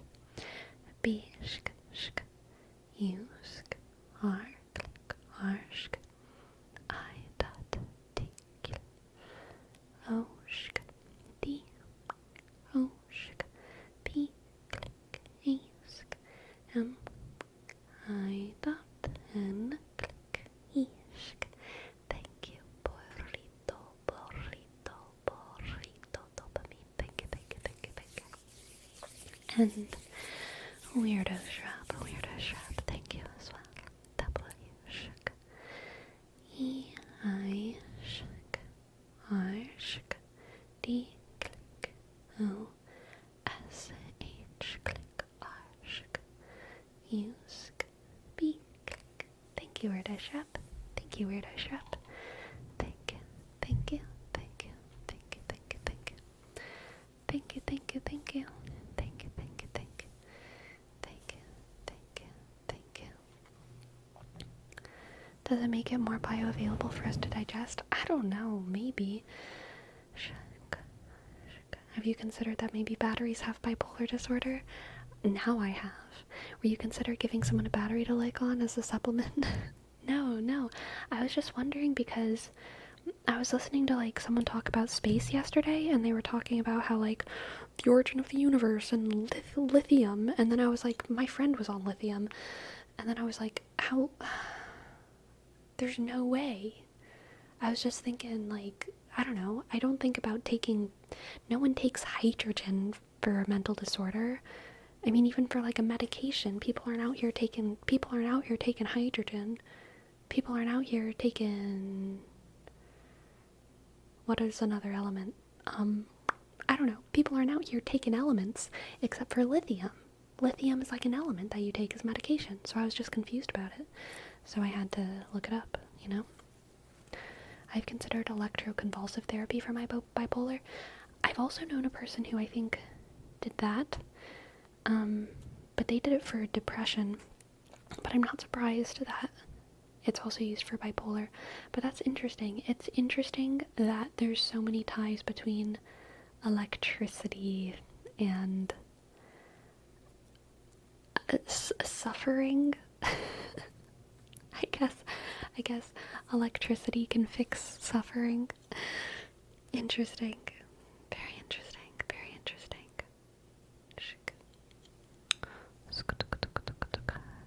People be taking helium?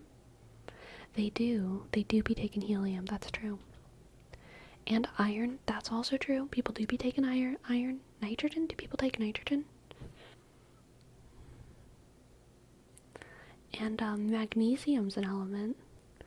But I guess like there's lots of metals that humans eat. Iron and magnesium. Potassium? Is potassium a metal? Is potassium metal? Is potassium a metal? It is. And sodium? Is sodium a metal? I know sodium's a solid.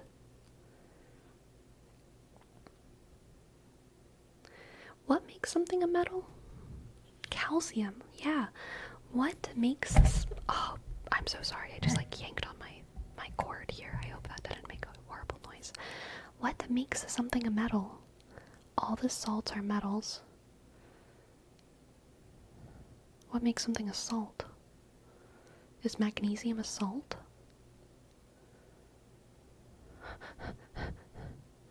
Not every solid is a metal, right? Like, what's another solid element? What's a solid element that's not metal? A soft metal? Carbon? I thought carbon was like a gas. Is carbon solid? Always? Wait. Can't everything be a solid or a gas? It just has to do with like how far apart the molecules are. Is that true? Everything can be a solid or a liquid or a gas. Right. Okay. We're good. I'm remembering my physics. Everything can be a solid or liquid or a gas, depending on the temperature. Yep. Thank you, Loja. Thank you. What makes something a metal? That's still the question. Hello, Nietzschex. Hello, welcome in. Dio is a metal? I don't know what that is. Shaka.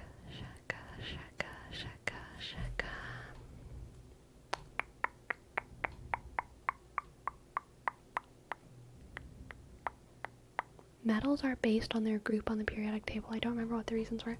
Alright, Perplexity's gonna answer it for me. What makes something a metal?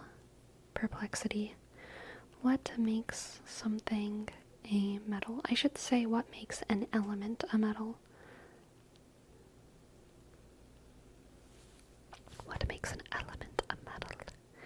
An element is classified as a metal based on several key properties. Luster, so y'all were onto something saying that it's shiny. Luster, metals have a shiny appearance when freshly polished or cut. Conductivity, metals are good conductors of heat and electricity. Malleability and ductility, metals can be easily shaped or bent. And electropositive character, metals tend to lose electrons in chemical reactions, forming positive ions. Metallic bonding, metals form allies with other metallic elements. Basic oxides, most metals form at least one predominantly basic oxide. High melting and boiling points, many metals have very high melting and boiling points, though there are exceptions. Density, metals are generally more dense than nonmetals. Sonorous, metals often produce a ringing sound when struck. And solid state, most metals are solids at room temperature, with mercury being a notable exception. Okay, next question. Which solids are not... Oh wait. Any of them. Anything that's not a metal is a solid that's not a metal. Ice is not a metal. Duh. Okay, never mind. I figured it out. I learned. Ice is a rock, though. True.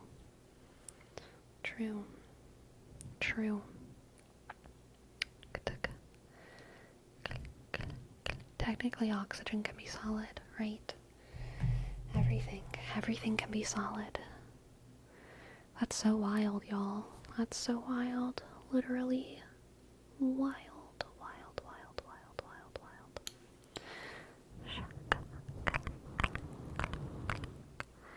Technically, ice is not wet, remember? It's true, until you touch it and your skin melts the surface of it, then it gets a little wet, because there's water on it. But if the ice is like, just sitting there, being frozen, staying frozen, no, the ice is not wet.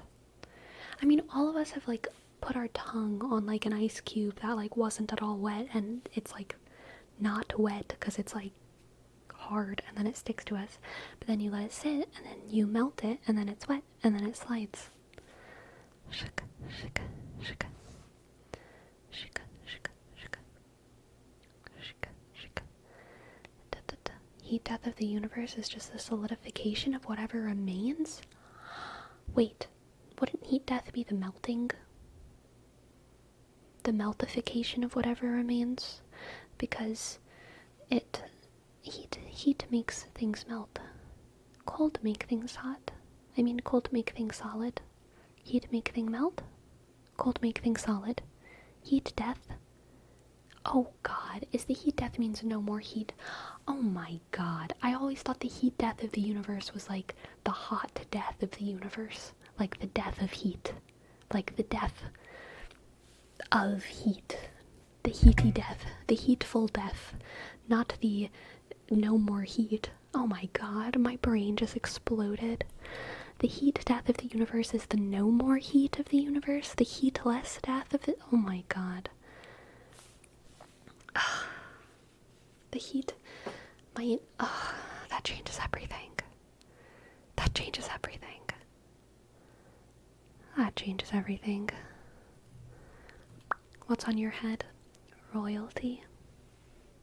Royalty. Heat death means that the overall heat in the universe is equally distributed, so nothing is more hot than anything else. Oh, but that would never happen. Because heat always rises. Heat doesn't naturally even out everywhere. Heat naturally rises. Right? Don't LOL at me, Destructicon. Doesn't heat just shoot through the top of the universe?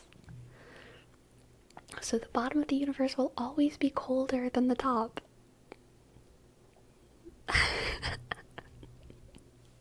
Which way is up in space? Towards heaven, babe. Okay? Whatever way heaven is, that's up.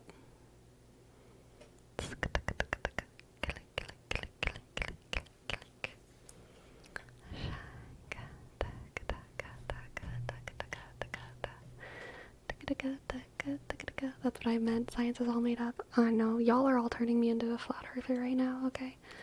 I don't know anything. Sleepy, who's the smartest chemistry streamer? You are. Thank you.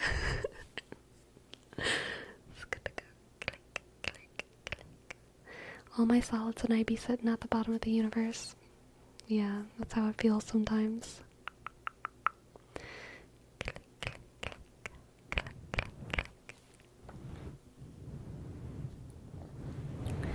Hello, hope your day's going well. Just popping in for a like. Oh, we're talking about the end of the universe. I'm a firm believer that the great spaghetti monster in the sky will mix us back into his great pot of mother sauce, and we'll be blending into his great noodliness.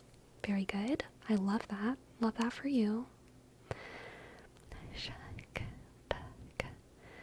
Time to change the category from ASMR to science. Is there actually a science category on Twitch? That's pretty funny. Sleepy, can I cite you for my work? Yes. Absolutely.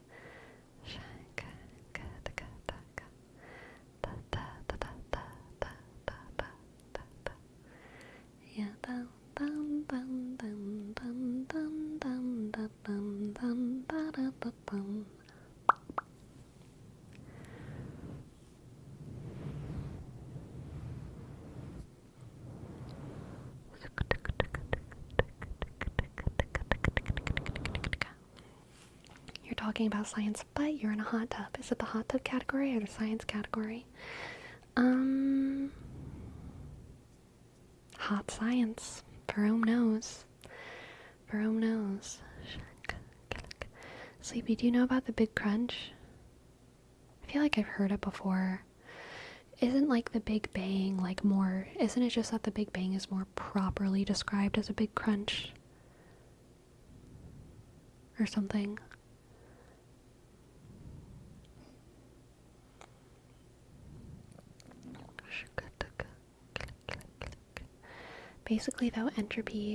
Basically, through entropy, all energy is gradually lost Energy produces heat. No more chemical or nuclear reactions occur. As temperatures drop, things will solidify and condense, theoretically condensing together so much it could create another Big Bang.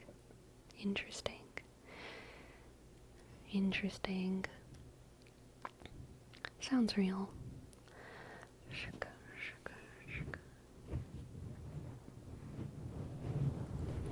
Yes, what are we going to name the stream?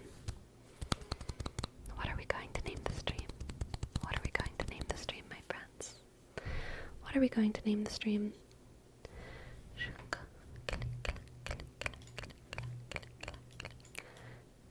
What are we going to name the stream?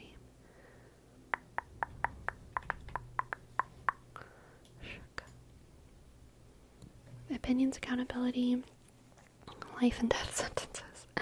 Dr. K and Dr. Honda. What is metal?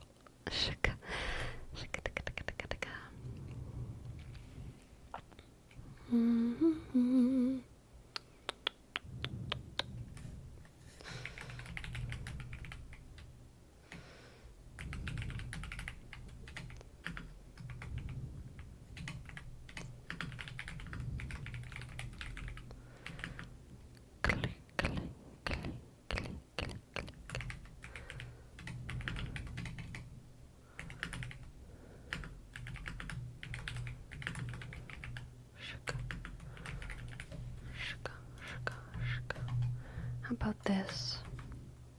How about this? How about that? How about that? How about that? How about that? How about that?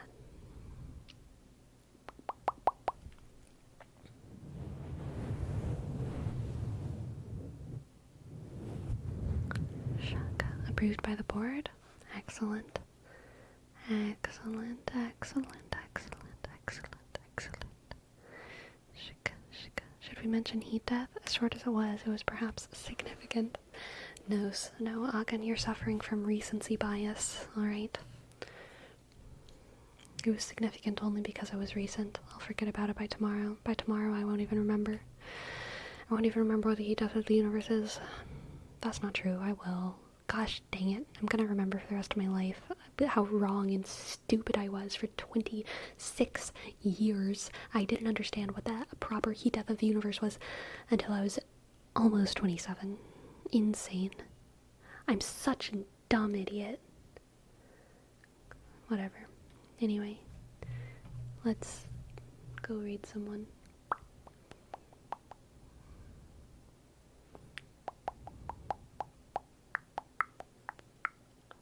Oh my god.